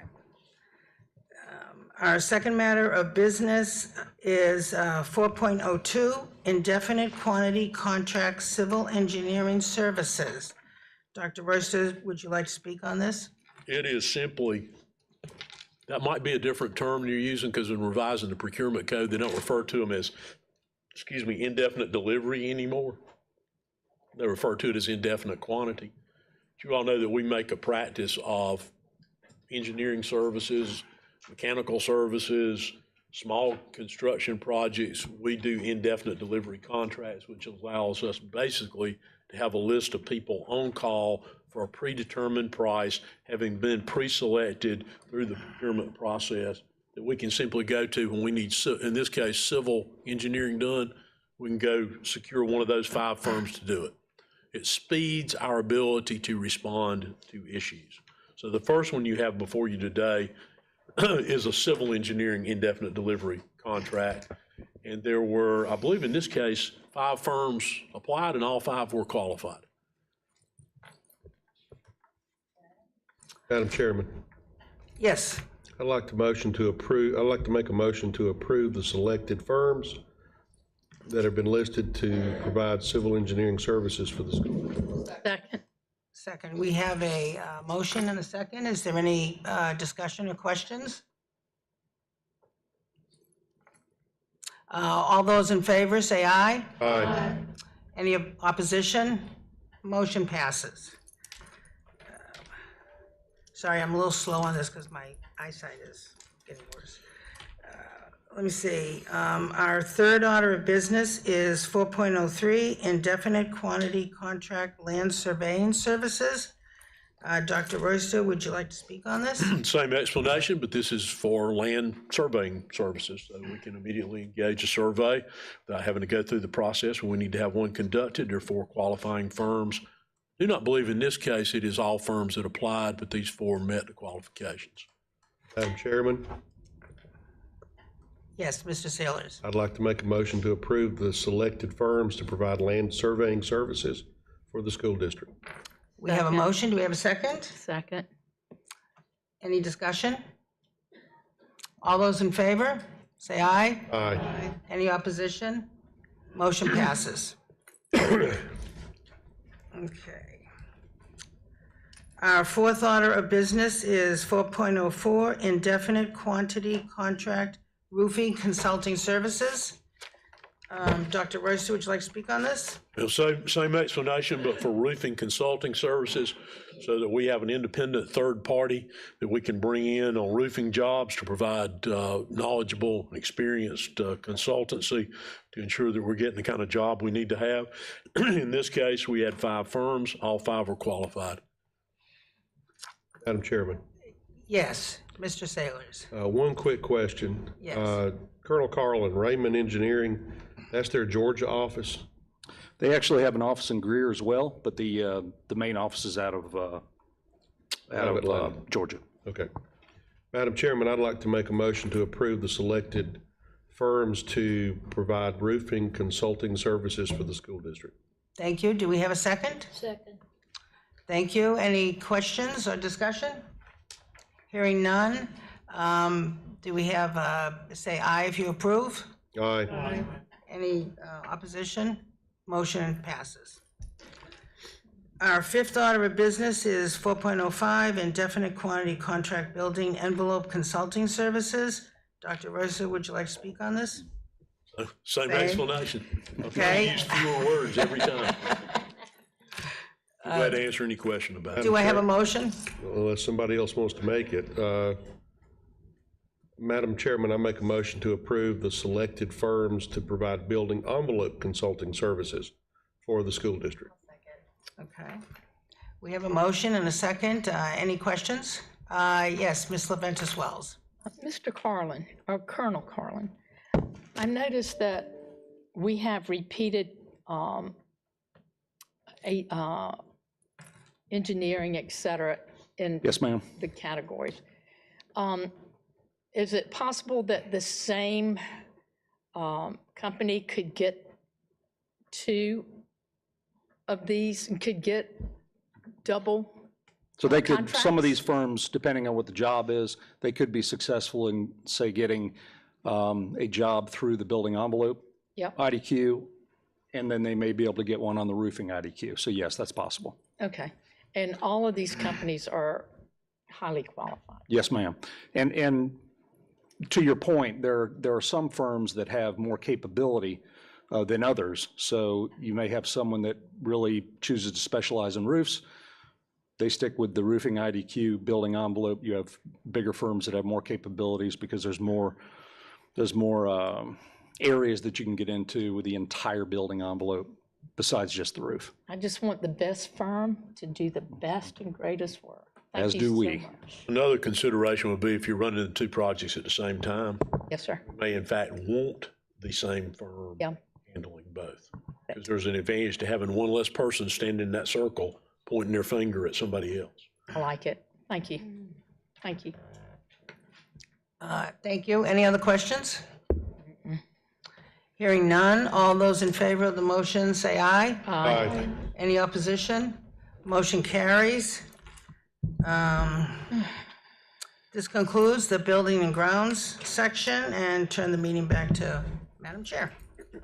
Thank you so much, Ms. Middleton, for chairing the Building and Grounds. Our fifth matter of business is instruction. Ms. Leventis Wells will serve as the chair. Ms. Leventis Wells, you have the floor. Thank you so much. Instruction 5.01, graduation rate improvement strategies. This is information only. I will turn this over to Dr. Royster. Thank you, Ms.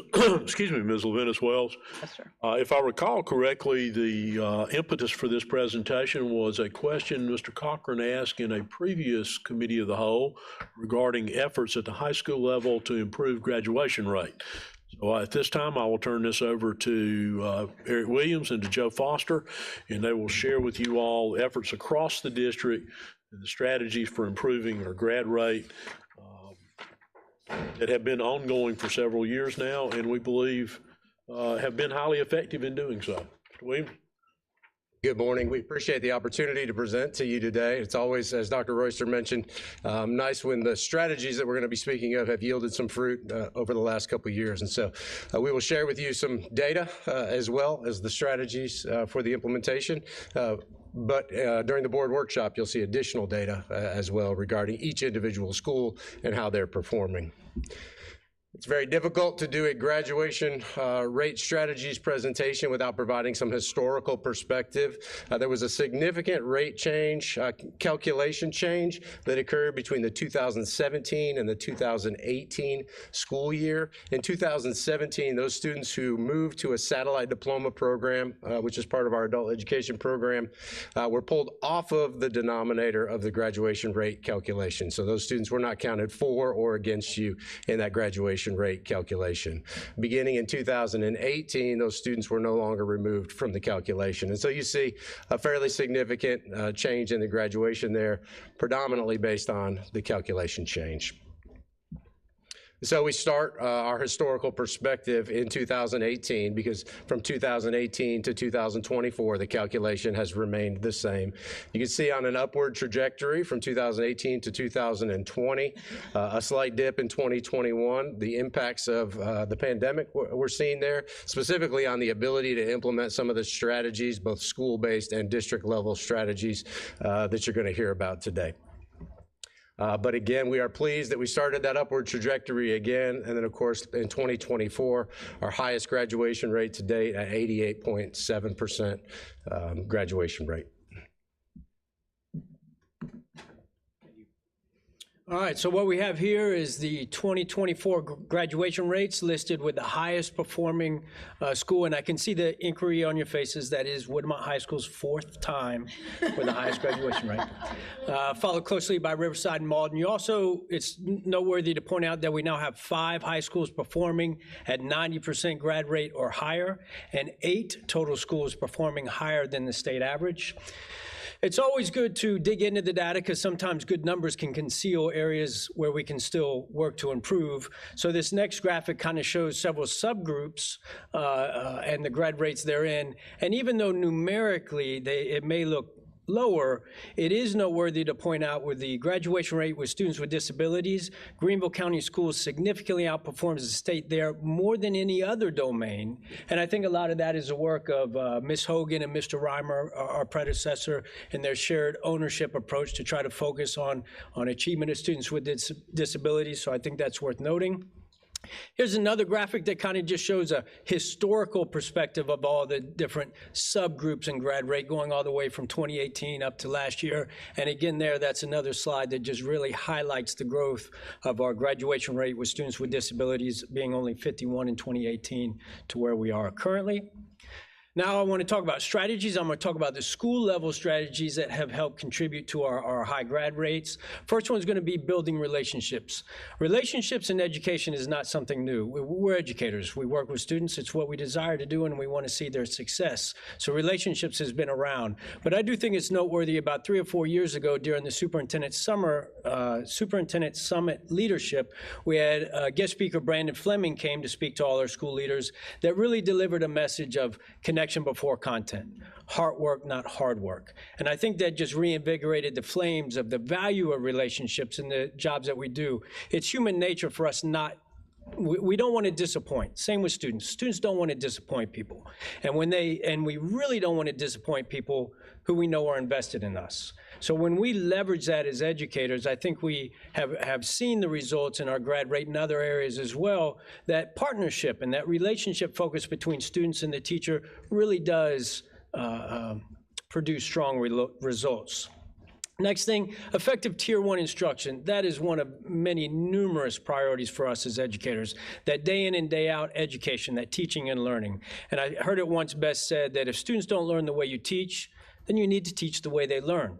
And that is a foundation concept of Tier 1 instruction. So Greenville County Schools' focus on Tier 1 instruction has definitely been a strategy to help improve grad rate. Frequent progress monitoring, that is another cornerstone of the improved grad rate. The frequent progress monitoring. Years and years and years ago, the hyper-focus used to be on that senior year. As soon as we get to senior year, and then we'd really dial in on we got to make sure all these seniors graduate. That progress monitoring now is extended all the way to the first day they enroll in 9th grade. And in many aspects, it even starts in elementary and middle school. But that progress monitoring, starting the first day a child enters high school, has really developed and been a significant strategy for improving our grad rate. The precision, the record keeping, that's also a significant part of our jobs. Of course, it's teaching and learning. Of course, it's building relationships. But if we're not keeping record, we have to pay the consequence of that at the end when it comes to accountability. So the intentionality of being very precise and very intentional with our record-keeping systems has also been a significant contributor to the higher grad rates. Graduation intervention, that is another significant strategy. When we dial in on what needs to be done for the individual child. That every student, every day mentality of, no, we're going to get you to graduation. And that intervention and facilitating effective and efficient systems of tutoring and collaborating and partnering with parents and identifying the barriers and removing them have really been very beneficial for us in Greenville County Schools. Now, Mr. Williams will talk more about district level strategies. So of course, the combination, the work doesn't take place in isolation. And so as we look to goal setting conferences, we really tried to take that shared ownership approach that you've heard about previously and make the goal setting conference more than just a conference between the school principal and the assistant superintendent. We made that a conference between the assistant superintendent, several members of district leadership, including special education, multilingual learners, come together and they meet with the instructional leadership team of each individual school. So the high school principal, assistant principals, instructional coach, director of school counseling services, and we do a deep dive examination of all the areas, not just graduation rate. Where is the school performing well? Where are perhaps they underperforming? And what strategies can we use to push that school forward? We want to collaborate and share those best practices. Throughout the course of those conferences, we identify several best practices that are research-based and that are paying dividends for schools. And then what we find oftentimes is the answer is in one of our schools. And so we want to give those school leaders an opportunity to share with other school leaders and be very intentional about that, about some of the strategies that they've seen success with. And we do that in a multitude of ways. Principal breakout sessions every month when our principals are together, we're sharing best practices. For our APs and our AAs, they get together on a quarterly basis, and oftentimes they are sharing best practices around some of the school level strategies that you heard Mr. Foster mention. A few years ago, Mr. Reimer implemented a capstone leadership summit at the end of the year where schools come together and in a round-robin format, they share out best practices that they've seen success with at their schools. And that has been a tremendous opportunity for schools to share those things and to learn from other schools who are doing things. It's promoted a lot of conversation. The day, of course, is great, but the conversation and the collaboration that takes place afterwards with school visits and further conversation has really been instrumental in helping us push these graduation rates forward over the last couple of years. We have a strong partnership with academics. Annually, academics will determine schools that may be underperforming in a particular area. Graduation rate could be one of those areas. For clarification purposes, underperforming does not necessarily mean low on the report card, right? We want to look at the schools like the particular school. So we look at poverty index, we look at demographics, and we see how is that particular school performing compared to like schools. And so we'll identify those, and oftentimes as we partner with academics, they'll be placed on a focus process that involves strong collaboration between the academic specialists, the associate superintendent for academics, to weave together with the instructional leadership team strategies that we think would pay dividends for those schools. And so that we've seen tremendous success with that process as well. Dr. Royster annually with all principals will look for those underperforming places or disturbing trends that we see that might not be heading in the right direction, and we'll do a one-on-one, a face-to-face meeting with those principals from those schools. And while that is a high accountability meeting, it's also an opportunity for those school principals to come in and to make sure that they're presenting solutions-based opportunities for growth and to present any issues or challenges that they might need.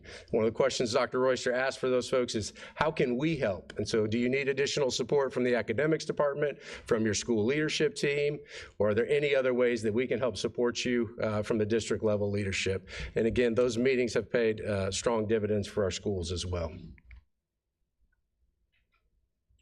All right, the last three graphics we have before we bring this presentation to a close, and I'll go through them quickly and we can easily go back if you have any questions. But this one right here is the grad rates alphabetically. The schools are listed in alphabetical order. Then here again, we have it by the highest graduation rate and also a historical snapshot of the school's performance. And then finally, and the one that I kind of want to end with, is the growth from 23 to 24. And I think it's noteworthy there to highlight the work of Southside, Berea, Travelers Rest, and Carolina, all of which improved at least 7 points from 23 to 24. And then noteworthy is obviously Berea and Southside, with Berea at 10.6 and Southside at 13.2 points improvement from 23 to 24. That's very commendable of the hard work of those students and the faculties at those locations. Any questions for Mr. Williams and I? Ms. Mosley, please. Thank you for your. Thank you so much. Thank you guys for this presentation. Having just graduated 2 kids back to back, I appreciate was particularly one of them who needed a lot of extra support and stuff. So I appreciate all of this intervention strategy. Could you please talk, I'm looking at slide number 12, going back to the specific graduation intervention slide. Could you just elaborate a little bit more? Because I had just heard this term from one of those schools that you just mentioned. I don't know whether to call them interventionist or a coach, like a graduation coach, and what role they play in the context of this description here. Yes, ma'am. In terms, for this strategy. Yes, ma'am. At these individual schools, and are they at every single school? Okay. So no, ma'am, they're not. Okay, that's why I So wondered. 15 different high schools have the autonomy to approach their structure, systems, and support to promote high graduation rates a little differently. Right now, the best practice of our higher performing schools is to incorporate or enlist the help of a graduation interventionist. And that is an individual person tasked with monitoring those cohorts and especially identifying students that maybe the traditional systems, if you will, are not quite as effective with that individual child for whatever reasons. And that graduation interventionist's sole purpose is to get to know that child, the bigger picture, what resources and strategies do we have in the school, what wiggle room do we have in between the norms to assist this child to get to graduation.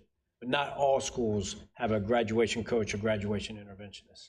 Okay, so did these, let's just call them a coach for lack of a better word, do they have like a caseload of students and these students qualify based on what factors? So I wouldn't quite use the word caseload because Okay. I think they would say, no, all kids are Right. mine and any kid at risk of not graduating is mine. So it's very much dynamic on what that looks like far as a caseload. Okay, But do we there- define at risk a certain way? I mean, obviously, Yes, ma'am. I'm just trying to figure out what would qualify a student to receive maybe this extra intervention or Yes, ma'am. coaching. At risk of not promoting. Okay. So anyone at risk of not promoting from 9th to 10th, 10th to 11th, 11th, 12th, and 12th to graduation, Okay.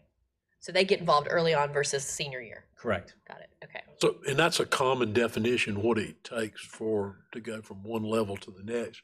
And it's all based on being on track to graduate. But to Joe's point, that's a dynamic thing, because you'll have somebody appear, they were fine till they became a senior. Then all of a sudden, there's an issue. They were on track all the way up to being a senior. So students will come and go as far as that person concentrating on that particular individual. Okay. But the way they're set up, they're watching the whole cohort go through. They're watching each cohort go through. Okay. I'll add a little bit to that. Schools have data action team meetings on a regular basis, typically monthly. And as they sit in that room with the school counselor, the grade level administrator, and the graduation coach, they're making notes and they're talking about each individual student. So if they notice a drop in attendance or a drop in grades for that particular student, the intervention might be assigning the graduation coach to go talk to that student, talk with their parents, talk with their family, go to their work if they need to get them and bring them back to school to figure out, hey, what's going on that we're seeing this sort of sudden decrease where you were on track to graduate and now you're not on track to graduate. So it's been a really instrumental position. Okay. So I think you answered the question I have, is that a student might be identified not just struggling academically, but maybe it's a student who's struggling with attendance. Whereas their grades might be okay, but there might be something else in their life going on that's keeping them from getting to school. Okay. Thank you. I appreciate that. I appreciate this in particular. Anything else, Ms. Mosley? Okay, Ms. Glenda Morrison Fair? Thank you. All of your interventions and your strategies, I think from Greenville County, we're doing more than exceptional. However, in your presentation, the people who benefit the most by everything that we do are the individual student themselves and the family. When do we include the parents? Because I hear from my constituents, all of the things that we do, parents are not knowledgeable as to how to support us in making sure that we are successful. Yes, ma'am. And that's a very accurate statement for, I think, the majority of our students. But I think the strategies of the graduation interventionist or graduation coach, that's when it does get very intimate with families.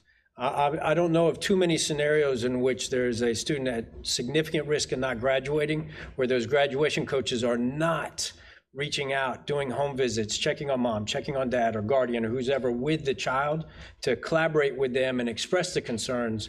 Because for a student to make it through public education that far, it's an injustice that we do not partner with families to ensure that that child does make it to graduation. So I do think when you hit that pocket of the cohort or the caseload, if you will, that graduation interventionist or coach, they are very much active with guardians and parents.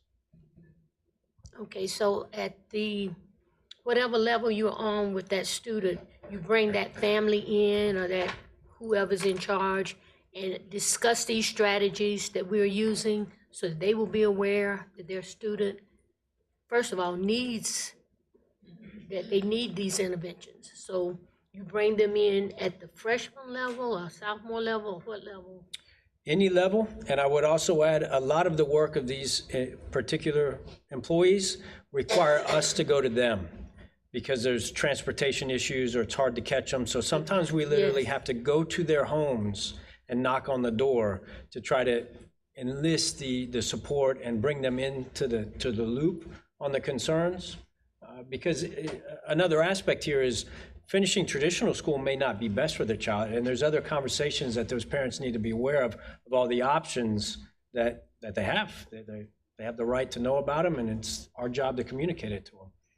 I think it's helpful to think about this as a tiered approach as well. You know, the foundation of our communication with the parents starts in that individual graduation plan meeting that parent attends. And so we hope that that will hit all parents. We understand that some parents are unable to attend, but we've tried to offer virtual meetings as well as face-to-face and phone conversations with that. Because in that meeting, the conversation is, you know, for 8th grade year, hey, you need 24 credits to graduate. This is the plan that we have for that to happen. Well, hopefully by 11th grade year, you only need 4 or 5 more credits to graduate. So we hope that we're able to hit most parents in that particular way. But it is necessary, as Mr. Foster mentioned, to do those strategic interventions when that communication is not hitting all parents. Thank you. Mr. Cochran? Thank you. On slide 6, first of all, I notice we have a lot of subgroups that there's been very significant progress. And now most of those at the top there, I think about 6 of them, are all above the 2018, 2019 levels.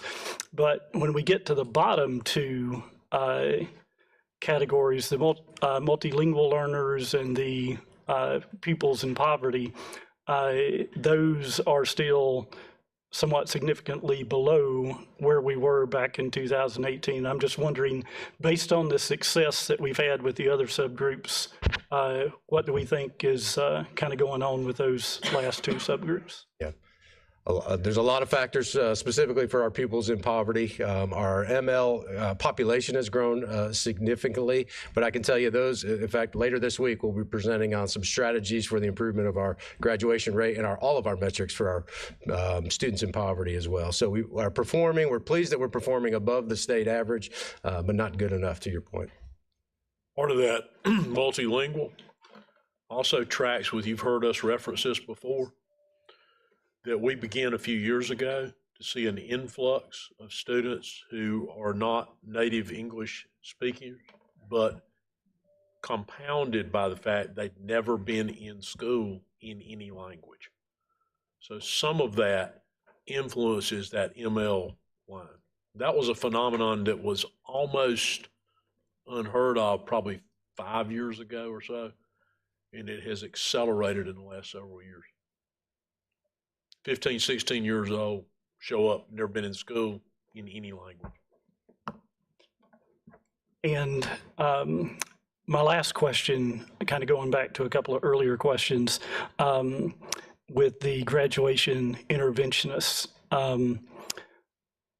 If a principal, for the principals that are using their employee allocation and have hired a graduation interventionist based on what you mentioned about, them working with families and out in the community and all of that, what type of educational background, for lack of a better term, are we looking for in those positions? Do you think most principals are looking for? Is it people that have been high school guidance counselors in the past? Is it, what would that be? So on that one, there's value, and then that does not require a certification. So therefore, principals can be very, very intentional in finding the right personality and character, because that's what it comes down to with that position. Somebody that is persistent, somebody that cares about the child, somebody that's resourceful, somebody that sees the larger picture and is persistent and won't give up. So that position currently is structured to be a non-certified position, if that answers your question. Okay. Thank you. Thanks. Dr. Presley?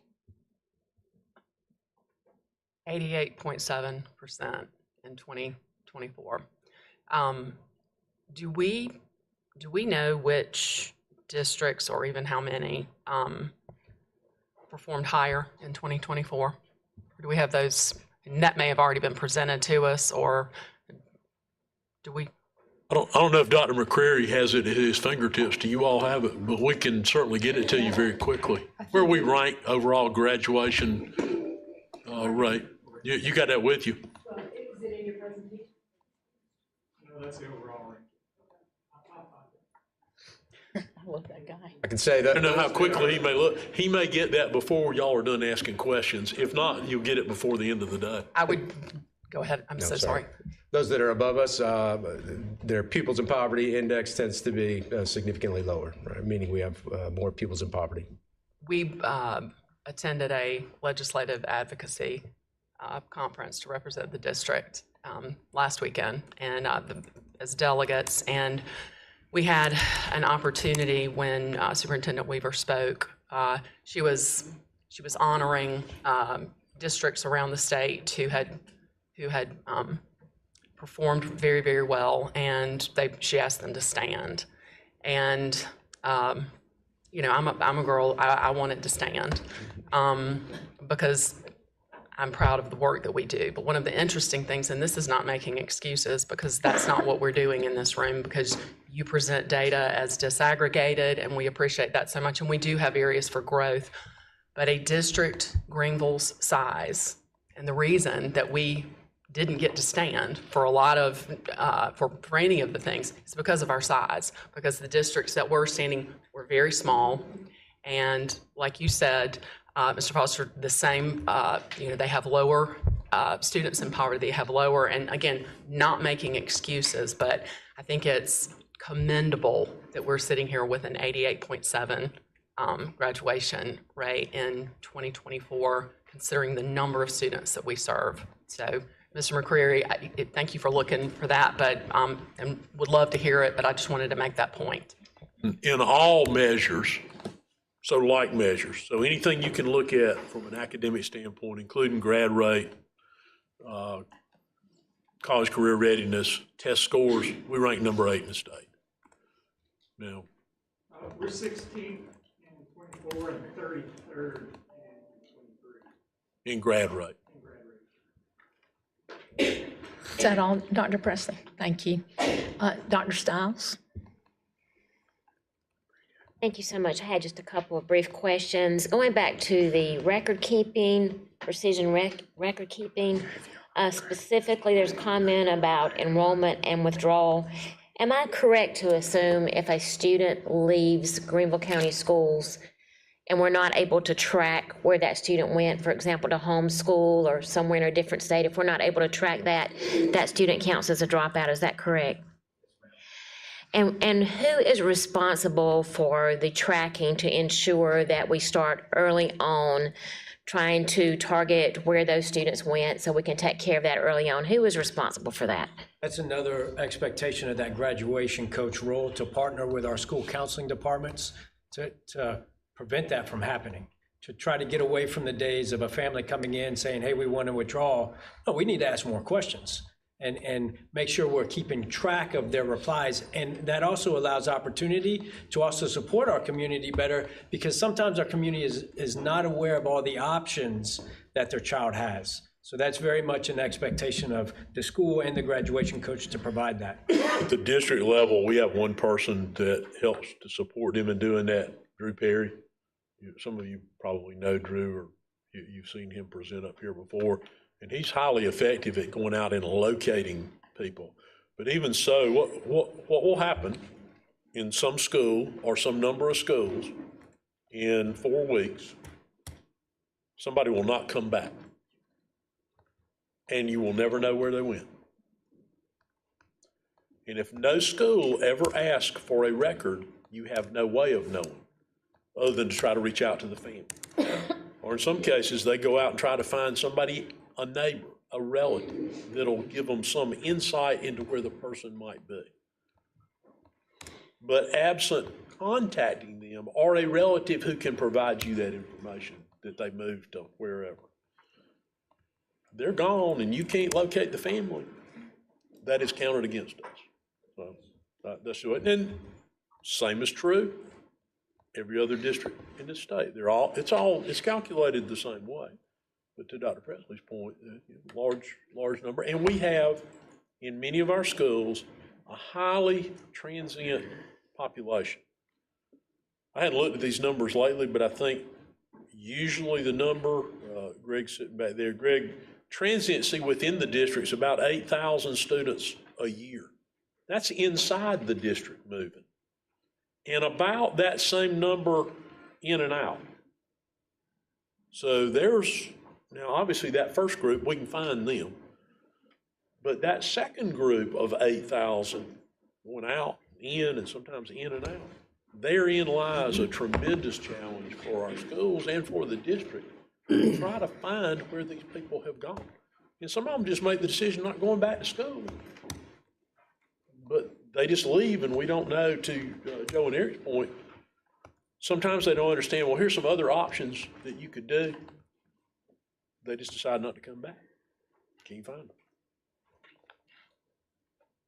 Thank you for sharing that. I'm really excited that the graduation coach pretty much has their fingers on the pulse on that, and that we're really making great strides in locating those students. And I know as a former principal, that was one thing that I always made a personal goal. And also the emergency contacts proved to be a great resource. So I'm glad we're doing that, and I'm glad to see that has improved our graduation rate, because that's a pretty easy improvement. Another question I had revolves around high schools who may have an increased number of students in special education who are on the non-diploma track, for example, like Project Search. That could offset their graduation rates. So when I'm looking at graduation rates, I'm taking a lot of things into consideration. Although we have schools in the 90s, I'm really pleased that some of our schools have almost 80%, because I know they have those ML populations. I know they have significant numbers of special needs classrooms. So what I wanted to know is, in our high schools, I was in particularly looking at Wade Hampton High School. I know that they have some special program there. Are there are there schools whose graduation rate is really lowered as a result of having a significant number of students in a special needs program that's not on a diploma track? You're correct that those students would not count, towards the graduation rate. In fact, they're counted as non-graduates while they're earning that employability credential, and we feel like that is incredibly valuable towards their skills. They actually can be college and/or career ready by working through their employability credential. So we celebrate that at each one of our graduations. That can have an impact. It tends to be, when you're talking about a cohort of 400 students, it tends to be a relatively small number in terms of the percentage. But certainly when you're talking about 1 or 2 percentage points, plus or minus, that certainly can have an impact for our students. Since we went to more geographic distribution of those classes, that smooths it over them to a degree. The one that is disproportionate would be the ML population. There are varying percentages, pretty dramatically varying percentages of those based on which school it is. But I think it's also worthwhile to go back to the point about special needs, students with disabilities that are pursuing the credential created by the state for that student to attain, when everyone, including their parents, is in agreement that a standard high school diploma is not the route appropriate for this student, and then that's not counting as being a graduate. I think that's problematic, and I believe the advocacy committee is looking at trying to address that or take that into consideration as a point of advocacy. That was established by the legislature, and that's not counted as having successfully completed high school. That doesn't seem right. Thank you, Dr. Royster, and I'm very excited about the fact that our advocacy committee is going to move forward with maybe possibly a resolution to our lawmakers to try to get that changed. I think that would be excellent. I just want to commend any high school principal who's out there watching or listening today. I am very pleased with the improvement, and I understand all that goes into these rates, and just commend everyone who plays a part in that. And I'm extremely proud of all the improvements. Thank you guys for what you do, and thank you for the presentation today. Thank you, Dr. Stiles. Anyone else? Okay, I have Mr. Williams. Can you, I'm looking at strategies for improving graduate rate data, and I see Wade Hampton is just above the state level. Over the years, Wade Hampton was here. Can you tell me why this Wade Hampton has fallen? Well, having not been there or supervised Wade Hampton, I don't know that I would be. Well, I only ask you because you were at Wade Hampton. Sure, so. right. I understand that. I think there's probably a lot of reasons. I think Mr. Foster, as he continues his work with Dr. Grant, is diving into those the practices, the enrollment practices, the withdrawal practices, or what are we looking at? Any low-hanging fruit that might be there to ensure that we're tracking those students, again, all the way from 9th grade to senior year to ensure. I do think they've seen a slight demographic change since my time there in 2019. But again, it's not something you can take your finger off the pulse of, right? You have to continuously be monitoring all the way through students as they enter in, and then of course out the other end. Right. Mr. Foster, do you have anything else to add? Because you too were at Wade Hampton at one point during your career. And I know that was the high school to go to at one point. And now I'm just. It's because I left. That's what it was, Joe. That's exactly what it was. Can we put on record that I was there a Joe couple and years Eric after? left, and then everything went down. I will say, having been to Dr. Grant's mid-year review, they are on track to show significant improvement. So this time next year, we hope to show a presentation where Wade Hampton is performing probably in the realm of where you anticipate it should be. Okay, good, because my standards are high when it comes to a school I graduated from, so I expect it. But I expect that of all of our schools. The other thing is we have such a large population of homeless students, because I see them getting off of buses and going into hotels. And I know it's not a lasting situation, because then they're shipped somewhere else, and that's where it affects our graduation rate, because some of them just choose to drop out, and it breaks my heart, and I hate that. And some are in foster and some disappear.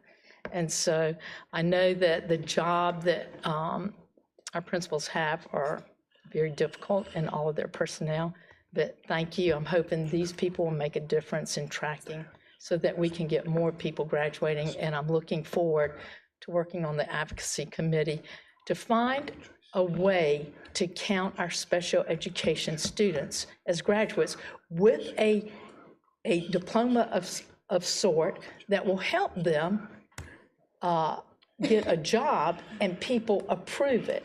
The piece of paper is not a graduation. And therefore, businesses really are not accepting that. And what we need is something that's acceptable for owners and businesses, et cetera, to embrace these students who have been in our school system for so many years. So thank you very much. Any other questions? Okay, hearing none, that will take care, and I'm not sure I have anything else. Yes, I do. 502. Yes, I do. 5.02, designated underperforming and elevated school plans. Dr. Royster. Yes, you have in your packet of information, and you're about to receive a presentation from Mr. McCoy and Dr. McDavid regarding our underperforming schools, our Elevate schools. So it is a multidimensional presentation, part of which is the quarterly update of progress of those schools. And the other is any school following under designated as unperforming that is new to that category to approve their continuous improvement plans, which have been developed in conjunction with the school, academics division, and the assistant superintendent for school leadership for that particular school. So I will at this time turn it over to Mr. McCoy and Dr. McDavid. Mr. McCoy, did you have any opening comments? No, sir, I do not. Dr. McDavid will go through the presentation. Thank you. Thank you very much for this opportunity to share with you our update on state designated underperforming schools. In presenting this information, we want to begin with clarification around the statutes and the laws which guide us in determining which schools are underperforming by state statute. So we'll go over the statute because it's based by definition on report card progress. We'll review the report card categories. We'll discuss the turnaround plan categories and requirements, and we'll also share the status update, as Dr. Royster mentioned, for those who were identified in 2023, before sharing with you those who are under the current guidelines of underperforming for 2024. In that, we'll share Elevate schools, those newly identified, and in our quarterly turnaround data, we'll share two pieces. One will be our 2024 report cards, and the update will be our most recent benchmark data for each school in the category, which will demonstrate progress toward achievement. We'll also share that process for revision and review. Just to begin, I want to share that the Education Accountability Act, which is from 1998, has that law aimed to identify the struggling schools and to ensure that all students are receiving that quality education.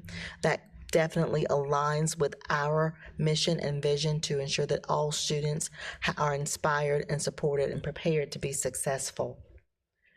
Within the Education Accountability Act, there are certain articles which again will identify what underperforming schools are, that discuss that tiered system. While we in Greenville County Schools have a tiered system for support, our State Department of Education also has a tiered system of which the underperforming schools are a part. It also has most recently, which was updated in 2022 and made effective in 2023, Article 1625, which dictates that we have turnaround plans. Within that, we also have community engagement and notification. So some of the requirements are, again, a part of this section of the statute, and the information around declaration of emergency and state intervention should the schools not make progress. With the Education Accountability Act, to note, we have underperforming as a definition. Underperforming means that on the state report card, a school receives a rating of below average or unsatisfactory. In your presentation, we are sharing the number of points in each category so that you can see the differences. For the elementary level, a school scoring overall below 42 points would be on the list. At the middle level, a school scoring under 36 points would be on that list.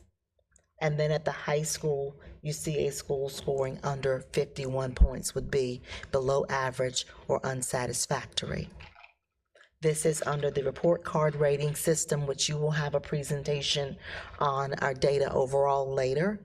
But for the purposes of this context, we also wanted to share with you the categories and indicators that lead up to the report card, which then help us to identify underperforming schools.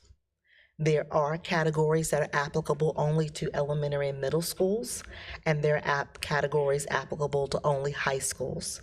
For example, student progress, because our high school students do not take the same test multiple years in a row in ELA and math. They do not have student progress as an indicator. For our elementary and middle schools, they do not have graduation rate, high school student success, or college and career ready indicators. I won't go into all of the detail in each of these, but this is an overview of not only the indicators that are available for all elementary, middle, and high schools, but you will see the data upon which it is built and the number of points for each of the categories, which differs. Essentially, we're looking at SC Ready and EOC performance for both academic achievement and for preparing for success. We're looking at science test scores. Multilingual progress, while Dr. Royster has referenced our multilingual learners, every school in Greenville County has a population of multilingual learners whose progress on a specific assessment called WIDA. WIDA is a world-class instructional design assessment. It is universal, and they take that assessment in the spring, early spring, February, March, and that their progress toward targets that are set by individual students based on the time they've entered our country, based on their progress or assessment when they came in. Their targeted progress is how we determine whether or not they're on track to become English proficient within 4 years. And the last category is school climate. All of our students administer the South Carolina School Climate Survey. All of our schools administer that, and that represents our 10 points for the elementary and middle and 5 points for high schools. Elementary and middle, again, only those are able to achieve student progress for that year-over-year performance on SC Ready, looking at both individualized growth targets and how students are performing compared to other students in our state on the same assessment.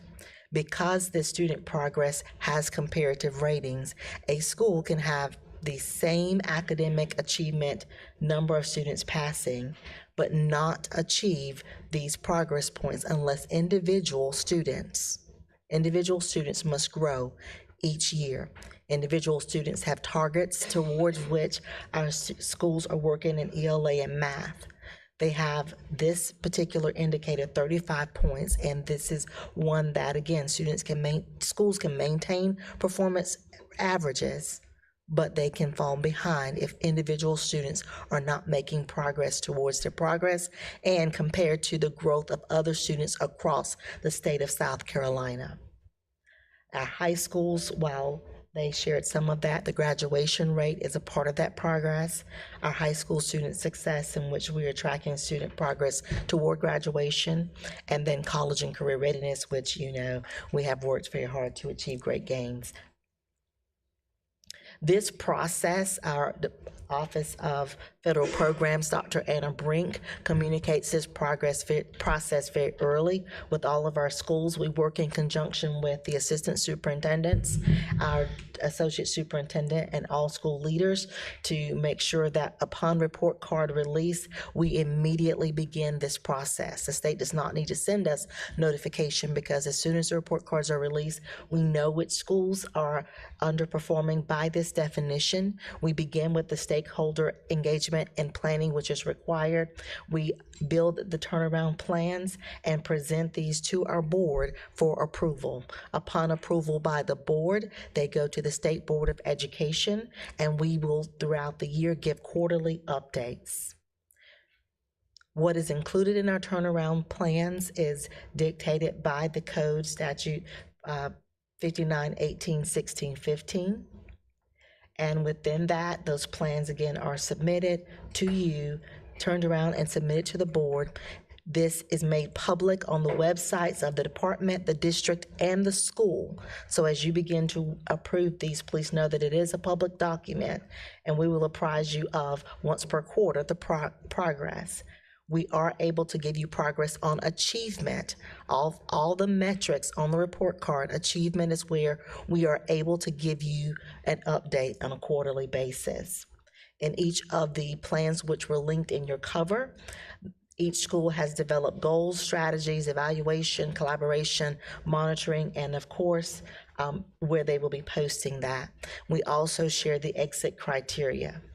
In today's presentation on the turnaround data, I'm going to give you the 2023 status for those schools that were designated last year, sharing their report card ratings. And then for those who were identified newly in October of 2024, I will share their data and their academic progress from their end of the year 2023-24 data to our first benchmark. We will note those who are between the end of last year and our first benchmark showing regression, no change, or exceeding the prior year. So flashing back to last year, these were the schools who for 2023-24 were on the list for 2022-23 were being served and supported as an underperforming or Elevate school. Sioux Cleveland and Grove Elementary School were below average, each achieved average, and so in 2024-25 for this year have not been identified. You see the progress that is made. Berea High School and Carolina High School, which were identified in 22-23 based on that report card rating, made progress from unsatisfactory to below average. The Southside High School and Berea High School, which scored below average on the report cards in 2022-23, based on that data, remained the same at below average in 23 and 24. They were re-identified. And then Lakeview Middle School showed from 2022 to 2023 to 2023-24 a little regression to unsatisfactory.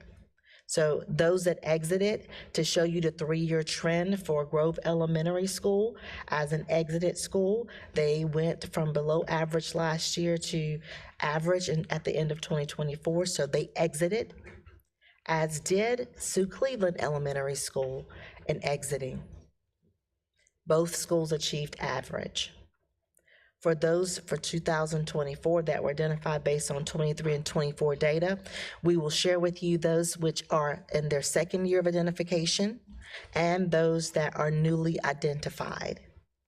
Lakeview Middle School and Alexander Elementary School are there, and we'll share those first as Elevate schools progress. When we look at this, we want you to note that the 2023-24 state report card data does not reflect the work of our Elevate program. The schools were selected last year and are beginning Elevate this year. They began in 24-25 in July with professional development and a new staff. So what you see in them being identified or re-identified is not the progress of Elevate. Lakeview is in its second year, and Alexander Elementary is newly identified. Across the data for the 3 years, Lakeview Middle had unsatisfactory and then below average and then back to unsatisfactory in 2023-24. This year, since August, you will see that on SC Ready, the scores, the percentages are there. We are already beginning to see growth in student progress based on our most recent benchmarks.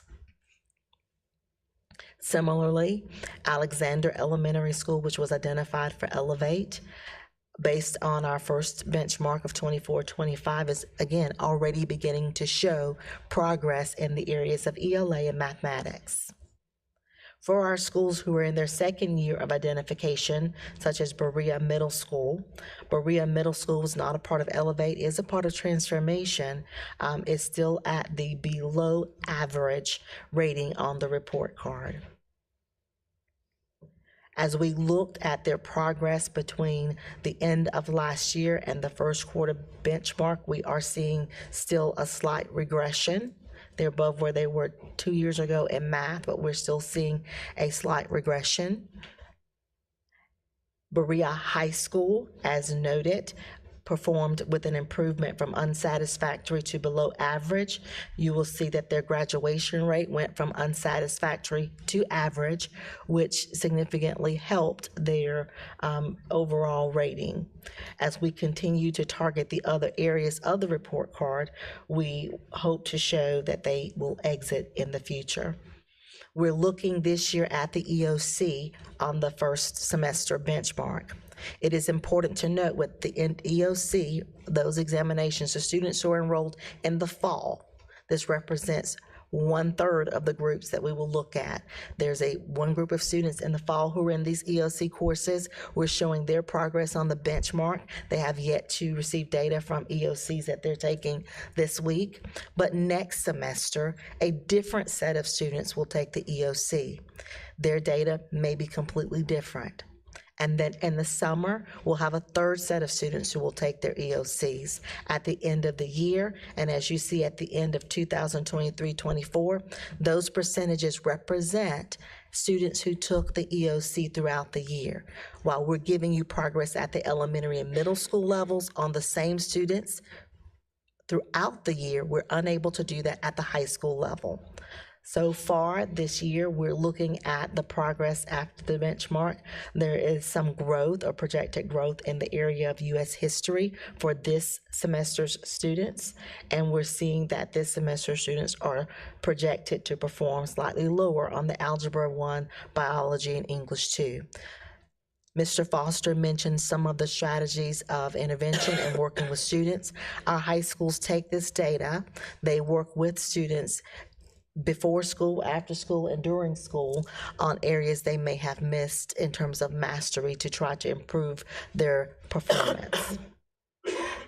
Carolina High School, another school that made progress on graduation rate, going from below average to average on graduation rate, also improved from unsatisfactory to below average overall. You will see for the students who are taking these EOC courses in the fall, their benchmark progress is showing growth, potential growth overall in the areas of algebra, biology, and U.S. history, with a slight regression in English 2 for this point. Southside High School is still at below average and is making some progress in graduation rate, which you heard earlier, that their graduation rate went from unsatisfactory to average, as did their climate also improved from below average to average. So they're making some growth. However, they're still on the list and identified for the second year. Southside High School, similarly, you see a pattern in which there's slight regression in algebra and English 2 for the students who are taking the EOC this fall.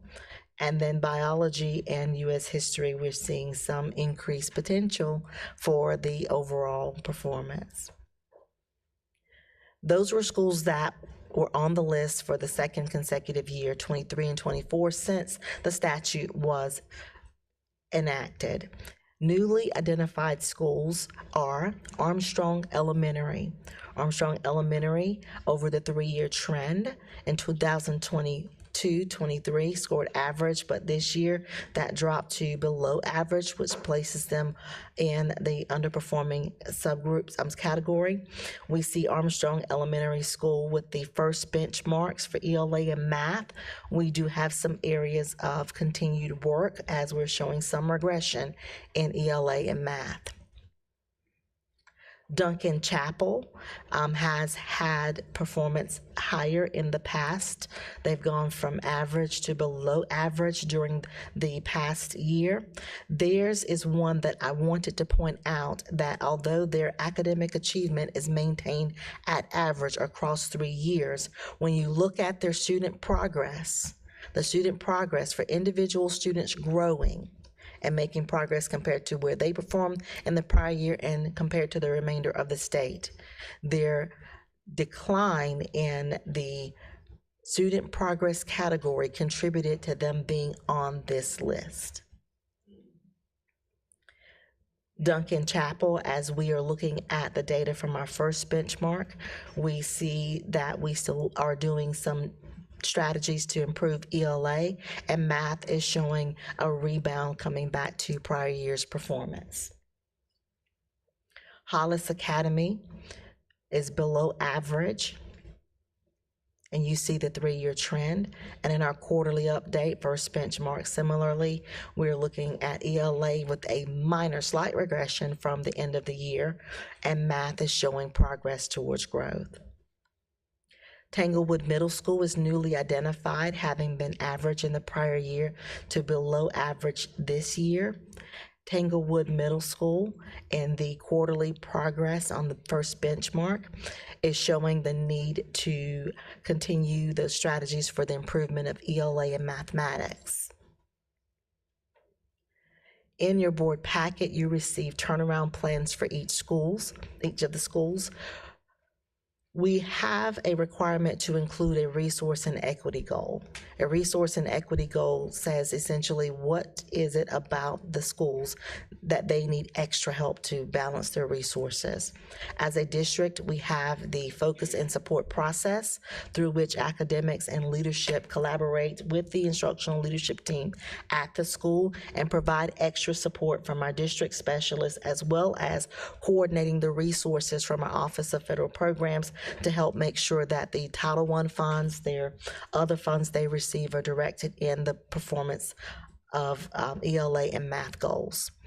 Our ELA goals and math goals are stated, and they are set by the district to make sure our schools are performing at or above schools like ours.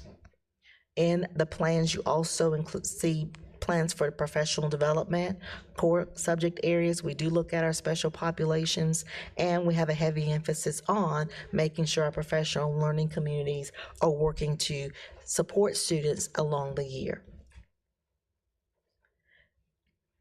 Many of the plans, as you read them, you'll see some before and after school, trying to extend the day for students, specific remediation with either interventionist or working throughout the before and after school programs. They are also looking at high quality instructional materials.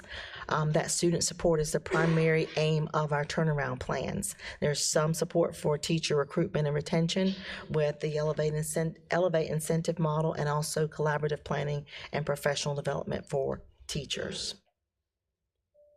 With the turnaround plans, the process that we have put in place involves, again, us working with our principals, supervisors, the academic leadership. We go into the schools and we look not only at their data from the report card and the SC Ready or EOC, we go into the classrooms in August and September with school leadership and our district teams, and we conduct learning walks to determine what might be an area of support that we can deliver on. As we go through that process of providing professional development and coaching, we'll monitor those strategies with instructional rounds in December and January to see if those are working. We look at our goals and our metrics, and that is why quarterly throughout the year, you will get updates, because as we receive new data and as we get feedback on the progress of our schools, we will in turnaround cycle monitor and adjust the support we're providing and the resources we're giving to schools to make sure that they're effective by the end of the year. Thank you, Dr. McDavid. We will entertain questions. Ms. Mosley? Thank you so much. Charlotte, this was a really great presentation. I don't know if this question's for you or for Dr. Royster, but I noticed, and if I'm not mistaken, on every single one of these schools, whether they were elementary or high school, it seemed that the category of multilingual learners changed, and it went down in every case. In some cases, I noticed Tanglewood in particular, it looks like Tanglewood was average and average for the last 2 school years, and then, or 2 school years before that, and then dropped not just 1, but 2 categories below to unsatisfactory. So, Dr. Royster, I heard you say earlier in regards to the graduation rate that one of the things affecting us is this increase in the multilingual learner population, in particular students that have possibly never been in an education environment before or taught. Did I understand you to say that? I guess I'm just wondering, are we going to see, how are we addressing that? Because this seems to be a pretty significant data point. Yes. That's affecting every single school at every single level. Thank you, Mrs. Mosley. This impacts the entire state as we submitted from South Carolina our accountability plan to the federal government, and the federal government dictated that we change something that was in our calculation. In prior years, including 2023-24, our students who were monitored, that means they had made enough progress, but they were still being served or monitored, they were counted in both our numerator and denominator. The federal government said that our monitored students should not count in either numerator or denominator because they had made progress and were no longer, although they're still multilingual learners, which is why South Carolina included them, that they were no longer making progress toward the English proficiency. They'd already made that. Numerically, one of the examples that I like to use is, say a school has 50 students in the monitored category. With 50 students in the monitored category in 2023-24, that would have been 100 students perhaps that met progress out of 150 students. That would have been 67% of the students making progress. That 6.7 would have translated to an average report card rating. The same exact number, if you took the 50 students out of the numerator and the denominator, you would have 50 students out of 100 students making progress. That would go from 6.7 to 5.0. So the schools, while having the same students and can have the same number of students meeting the target toward proficiency, the way it was calculated was changed in 2023-24 based on the feedback we received from the federal government. So yes, when we looked at ours as a district, almost every single school did see a reduction in the multilingual learner progress, a reduction in the rating. We are specifically, however, looking at, was that a product of the calculation, or was that a product of our students not making progress? And I will say to you, the answer is both. And we are using our team to develop strategies for improving the multilingual learner progress. If students are new to our state, new to our country, new to school, the first assessment they take is access. That is a screener. If the screener says they're at a 1.0, they are not expected to be at a 4.4 at the end of the first year. They're expected to go from a 1.0 to a 1.9. And we monitor their progress toward English proficiency. They have 4 years to get to 4.4. So the way they come into us and the way we monitor progress is the calculation within that particular category. Okay. Thorough And I followed complete most of it, but not all of explanation. it. Here's the short version. By direction of the federal government to the state of South Carolina, the state was compelled to remove the highest performing group of multilingual learners, though they're still multilingual learners, from the calculation. That had a negative impact. We also have seen a larger number of students coming to us who've never been in school, as we mentioned before, another negative impact. That requires different strategies from what we had used previously. Quite honestly, students that came to us in the past, multilingual learners that had been in school in their native language, it did not take them long to become adept at using English. This is a whole different category of student, though, and it presents very unique challenges, as you might imagine, because it has happened, but it's on rare occasion. You have a student that shows up that comes from a family that speaks English, but they're 15 years old and they've never been in school. Can you imagine what that looks like and how a school would need to respond to that? Now compound that with the fact that you don't speak that language. So it's extremely challenging. That's not to make an excuse, that's just to kind of give a good understanding of what the problem is. So academics is working with our schools to implement strategies that have proven to be effective in other places to compensate for that. So, Charlotte, when we get these school report card ratings every year, And I'm sure this is not the first time that a calculation has changed on how they do something. Do we ever look to see if the sole reason that a school drops from one category to another, especially when they go from not being underperforming to being identified as underperforming, is caused to a calculation change? And is that, I don't want to say that shouldn't matter, but I feel like when a calculation changes something, is the school really failing those? Do you see what I'm saying? We do take a look at that, yes. Does that happen often? I didn't know if it affects the score that much. It does happen. Okay. It does happen, yes.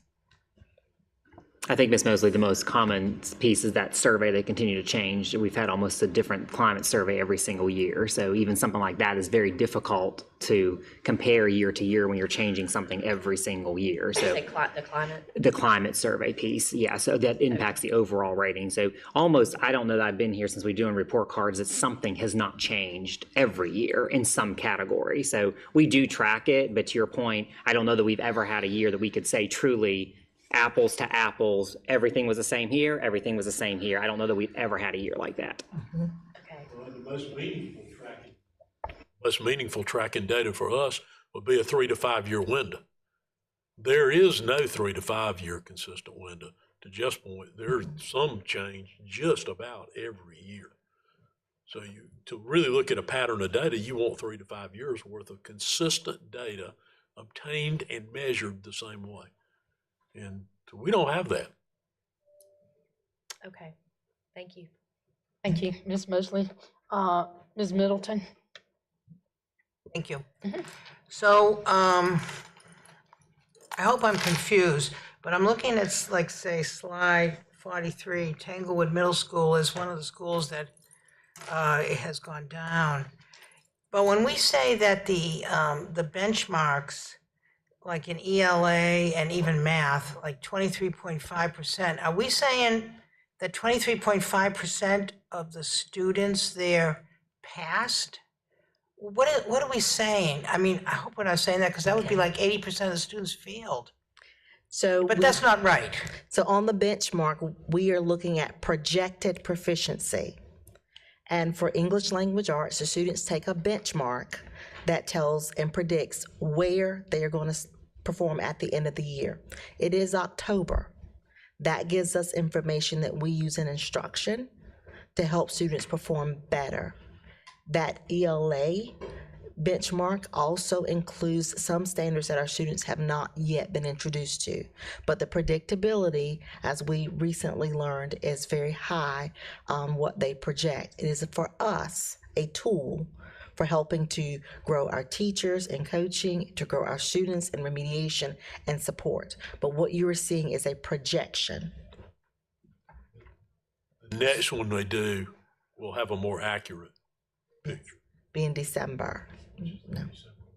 Okay, but if we go back to, say, SC Ready 2023, 2024, that's already happened. Yes. Okay, so we're saying that in ELA, 31.3% of the students passed those tests that were put on by the state? Am I misinterpreting that? No, they don't use the term pass. They use proficiency. Proficiency.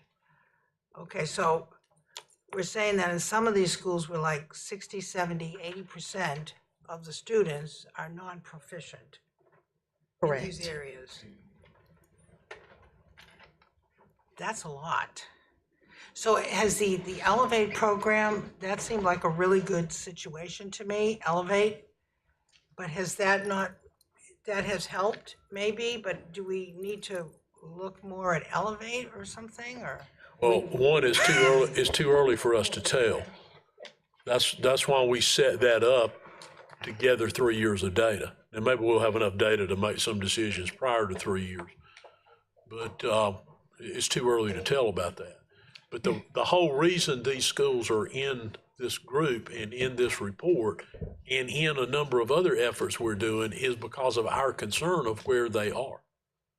There are all kind of factors that affect that negatively, but we got to move these schools out of where they are and move them up. And that's the point of the focus on here.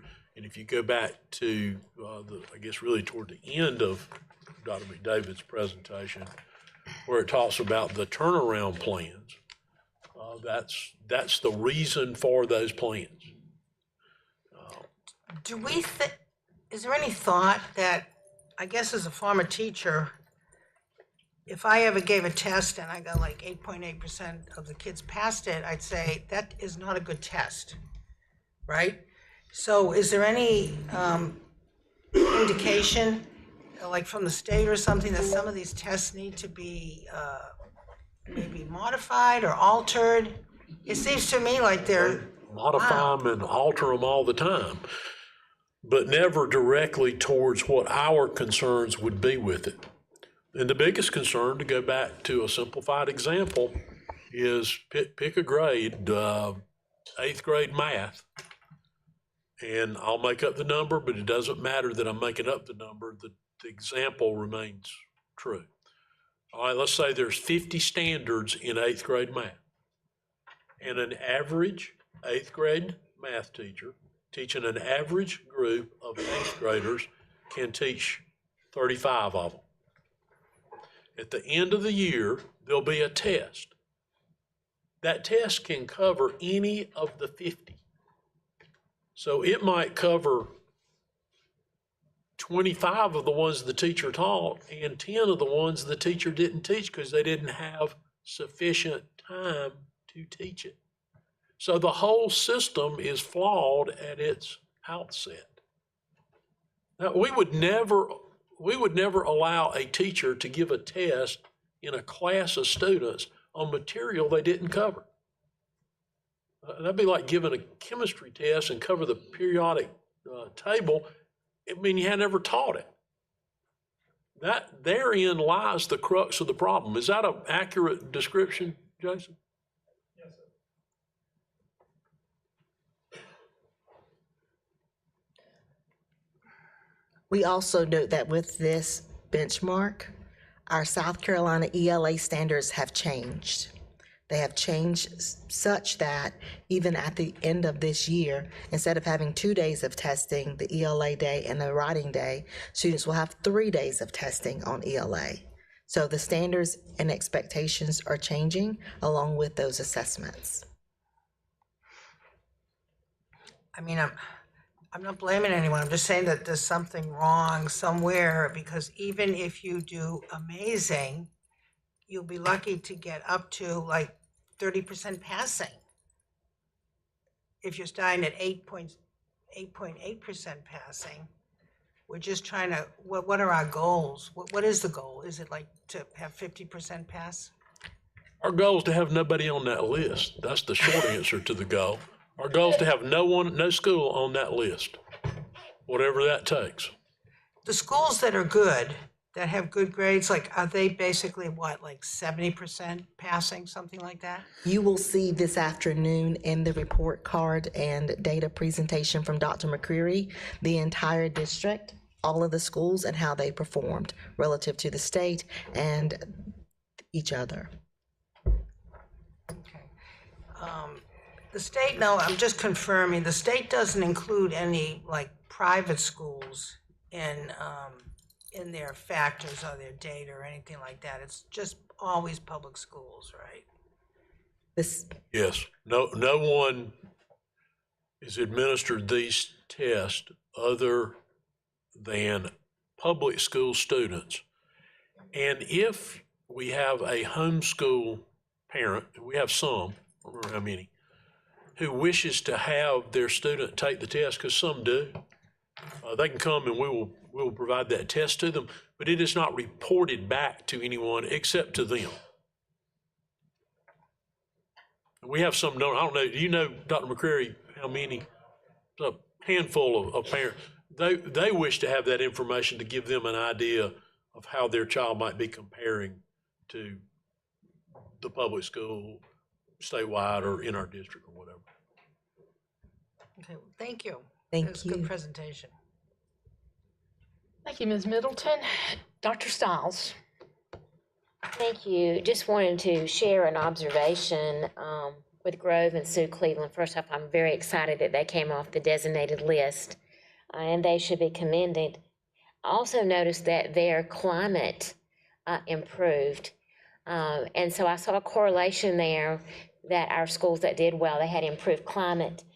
Going back to some of our newly designated schools, I noticed that climate tended to be low. So my question was, and climate carries a lot of weight.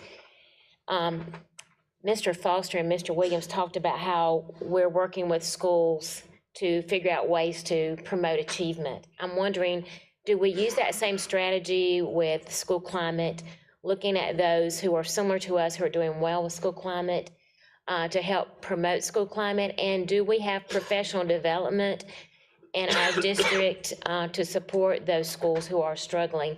Not only the leadership, but also the staff, because I think climate permeates throughout the building. It starts at the top with the leader, but permeates. So what are we doing to address school climate? Because I feel like that's something that stands out to me as a need, and it's a way that we can really promote better scores on our report cards. Mr. McCoy?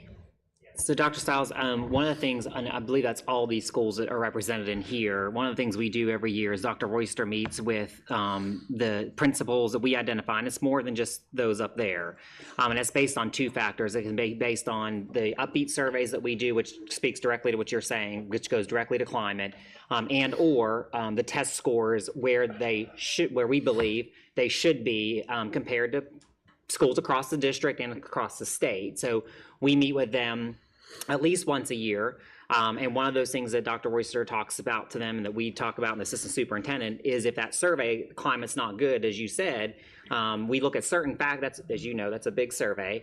We kind of look at specifically instructional leadership and climate and those types of things that directly feed to the climate of that school. And after that meeting, then typically the assistant superintendents will work with that principal on devising what strategies are we going to focus on to improve that climate. And then, of course, if test scores are also the issue, then what strategies are we, in academics as well, what are we going into support to help them raise those test scores? But many times we have to do it simultaneous, climate and test scores. To Mr. McCoy's point, we tend to use our own survey instrument, the Upbeat survey, more so than this one. I think somebody made that point already. This one keeps changing. The response rate is not great. I don't know, what is it? Do you know what the average response rate is on the school climate surveys? No, the one that factors in, the one the state does for, yeah. But it is significantly lower than the response rate we get from our own survey, which is Upbeat, which is in the mid to upper 80% responses. And it's more specific questions, and it really doesn't change over time. So we can look at a consistent over 2, 3, 4 years. We do it twice a year, so we can look at fall and spring. We can compare one fall to the other fall. We can compare last spring to this fall. That provides us much more actionable data. And to Mr. McCoy's point, that is almost without exception. There's very few times there's somebody in there talking with me about their school performance where that part's not an issue. Generally, there are a few where it's performance and there's not a climate concern or issue. But most often those two things go hand in hand. Mm-hmm. And the specificity of that, the one that we use, gives us pretty actionable information. Well, here's some things that are examples of what you probably need to do differently because of the responses on this survey. And we have principals that had the opportunity to come in and meet last year that didn't have to have that opportunity again this year because they made substantive, in some cases, double-digit improvements in climate as measured in that Upbeat survey. Dr. Stiles, may I interrupt? We will have 3 more speakers, so I will extend for 15 minutes. Thank you. Thank you, Dr. Royster. Going back to my point, I am appreciative for the Upbeat survey. I have seen that and reviewed that, and I do think it's an excellent document that gives some specifics, and certainly with a higher higher turnout, people participate in that more. But for our schools who are the designated schools, looking at the Upbeat survey and looking at the state survey, was there a correlation? Were their scores for these schools approximately the same in the area of climate, or was there some variance? I'm just curious if there was any correlation between the state survey and our Upbeat survey, or was it? Jason may have looked at, I don't know if Jason looked at all the schools. I only looked at one school for something I was researching that did say, and there was not a correlation between the two. One was the state survey was higher than the Upbeat survey, significantly higher. And I think that probably some of that was due to the questions asked. They're fairly different questions, and how those, there's kind of two different types of surveys. I did not look, Jason, I don't know if you did all of the questions and Upbeat compared. I didn't do a statistical correlation, but the constructs that the two surveys are measuring are very different. Thank you. And my last question on that was, do we have professional development available at the district for schools who are struggling with climate? So I don't know that I would say we have specific professional development that we go out and do with the faculty. We certainly have a lot of intensive coaching that happens with the principal, who really needs to be the one that, as you know, it really has to be the one to build that climate. We really can't go in and do that because it would be, counterproductive. But I know primarily through the assistant superintendents are the ones that primarily work and coach that principal on how do we build the climate, how do we move those items. Dr. Royster helps identify in those meetings so that in 6 months when they come back, we see a movement on those items. Because it is, although there are sometimes similarities between several that will be in there, they're also somewhat unique. One individual coming in there may need to do a whole lot less of something they're doing, and another individual may need to do a whole lot more of something they're doing. So that's part of the responsibility of those assistant superintendents, to coach them or to recommend them, you need to go and do this. You need to take advantage of attending this or taking this training. Or it may be more personalized conversations with them about, all right, given this situation, here were the options you had of how you could have addressed it. And here are the likely outcomes of having taken all of those options. And you see the outcome of the option you took, and that was not the best outcome. And likely it would have been a different outcome had you done one of these things, and why. So all that's pretty highly individualized. And we expect them to invest that amount of time in trying to bring that person forward and coach them in making better decisions or better choices. I appreciate that you individualize. I think that's really important, but it's just for me, I would like to encourage perhaps for the future when we provide professional development for our principals as a whole, that perhaps we could, at some point, I would personally like to see a focus on how we can promote school climate and school culture. Thank you. Thank you, Dr. Stiles. Oh, let's see who the lucky person is. Mr. Cochran. Thank you. I noticed as part of the presentation, it seems that we went from 7 underperforming schools in 2023 to 10 in 2024. To put it another way, it seems like we have 43% more underperforming schools based on the state's calculations than what we had just 1 year ago. I'm wondering what we think are the reasons why, instead of, as Dr. Royster said, obviously we would like to get that number to 0, but why instead of going towards 0, it seems to be going the opposite direction, what the main causes for that may be. As we look at the metrics, Dr. McCreary and Mr. McCoy, as well as Dr. Royster, have pointed out some of the changes. Those are all unique. Even with regard to the way that climate survey is administered. There are differences in the number that we can get back. They are done online. They're done in English, unless we request one language, Spanish, but the number or the participation rate of some of our schools to be able to get that back, it differs and varies. So there's a lot of variability in all of the areas.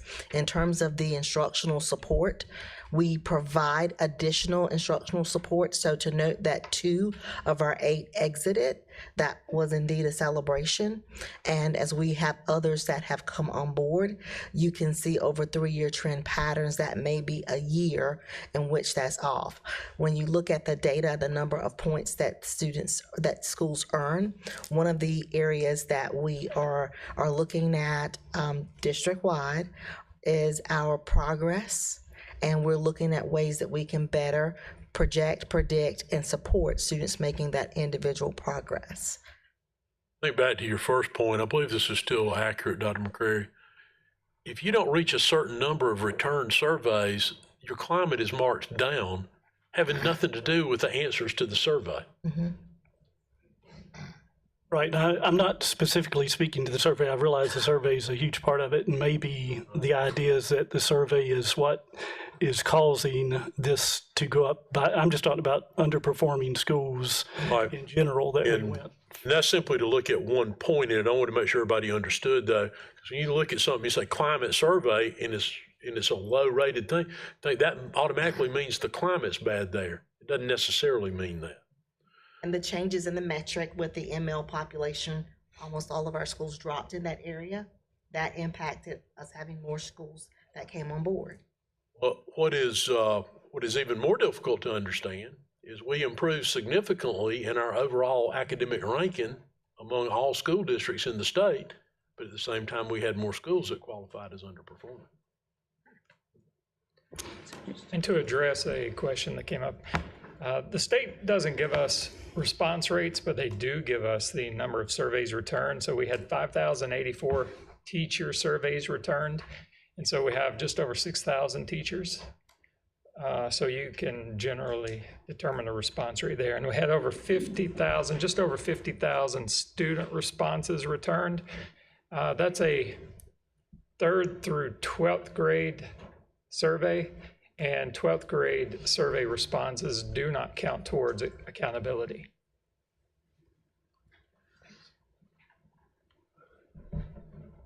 Also, going back to the benchmarks for just a minute, not counting our 2 Elevate schools, the other 8 schools that are currently on that underperforming list, going back and looking at the benchmarks, it seems like so far, we have our scores from the benchmark compared to the previous year scores, we have went down in 14 of those 22 categories.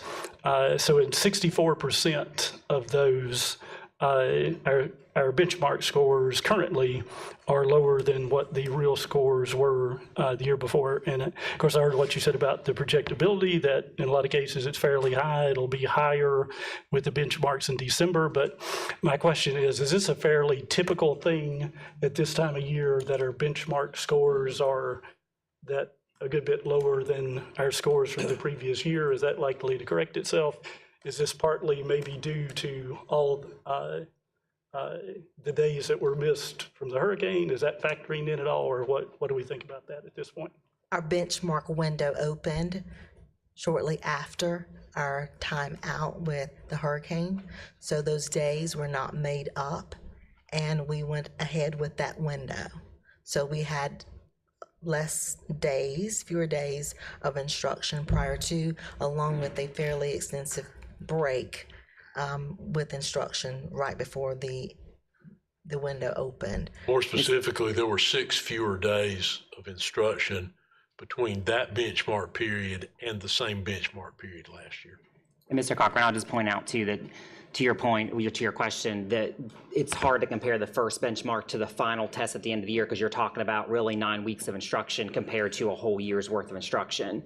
What we look at more to gauge is first benchmark this year compared to first benchmark last year. And for that fall benchmark comparison this year to last year, we were only off 2 points from that benchmark last year, which again, we missed 6 days of instruction in there. So we are on par from where we were last year as far as, now we want to be ahead of that, but we're on par as far as where we were last year with this benchmark. I think going forward, it would be a better presentation to you all that this time next year that we show you first benchmark compared to first benchmark. We can do In that. addition to first benchmark compared to the end of the year. We can do that. And So- the EOCs, that is not an accurate projection all the way because different students take the courses in the fall than do in the spring, and different students are in the summer. So just to kind of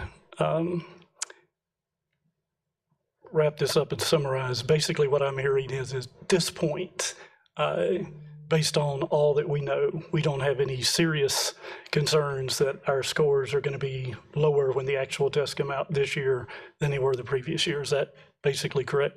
That's accurate, Mr. Cochran. Obviously, our third benchmark is the most predictable. That is exactly predictive of what the test is going to be.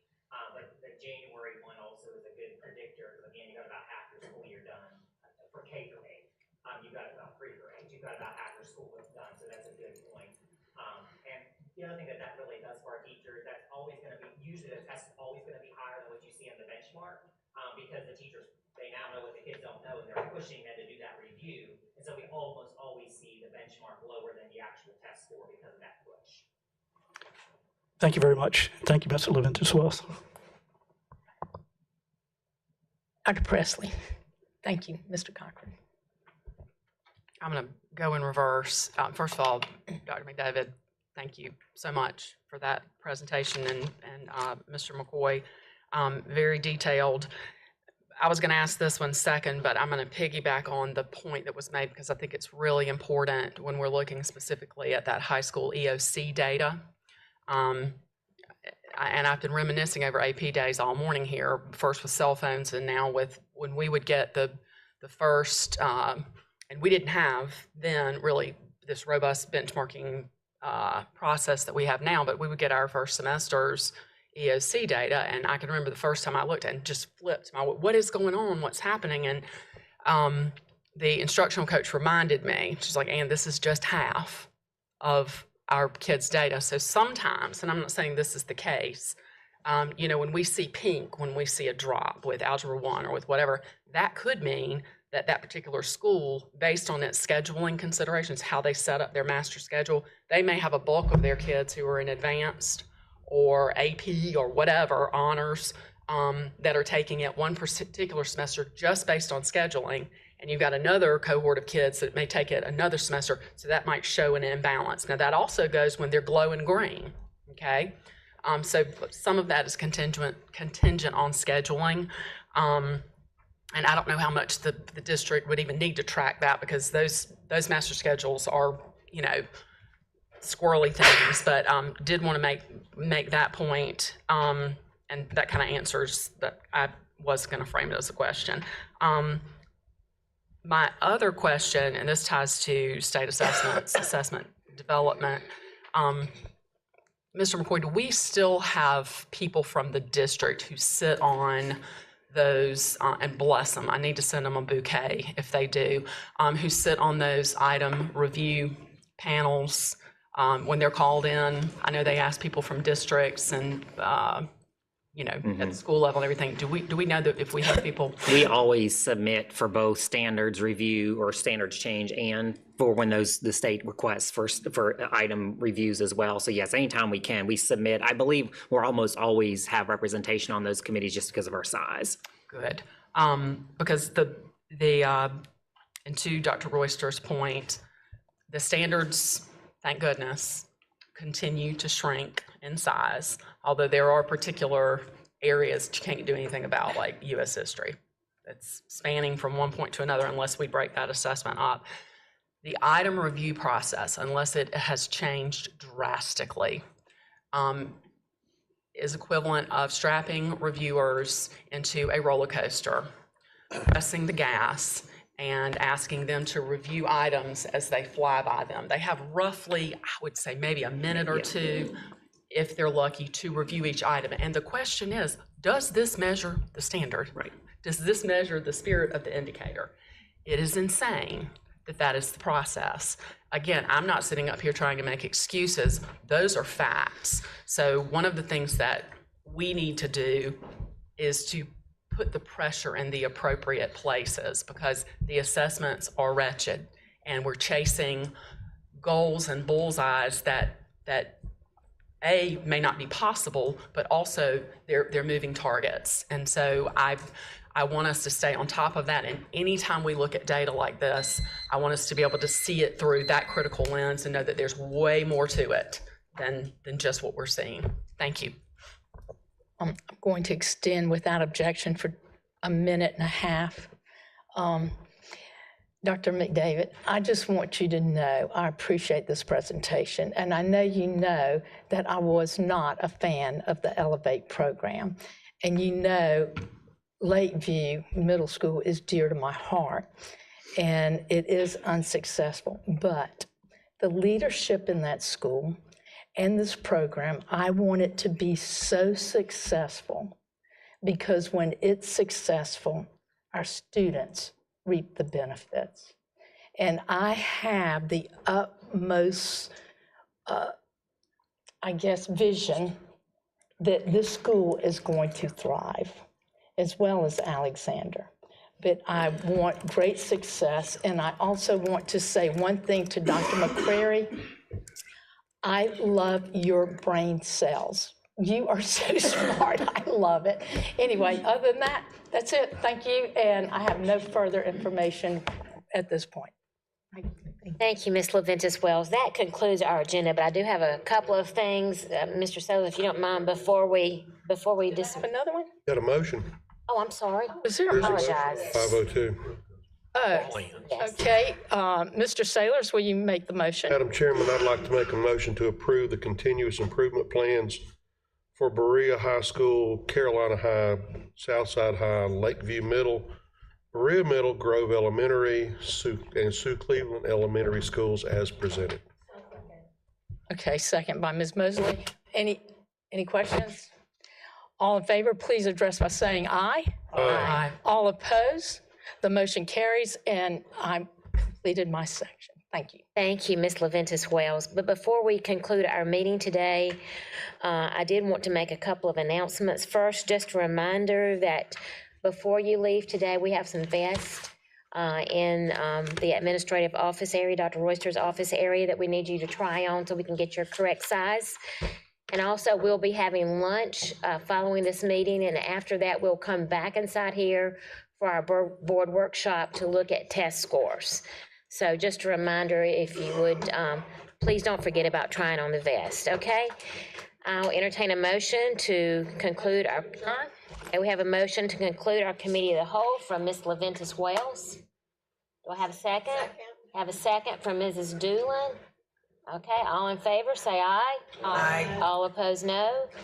The motion carries. We are adjourned at 12:16 p.m. Thank you, everyone.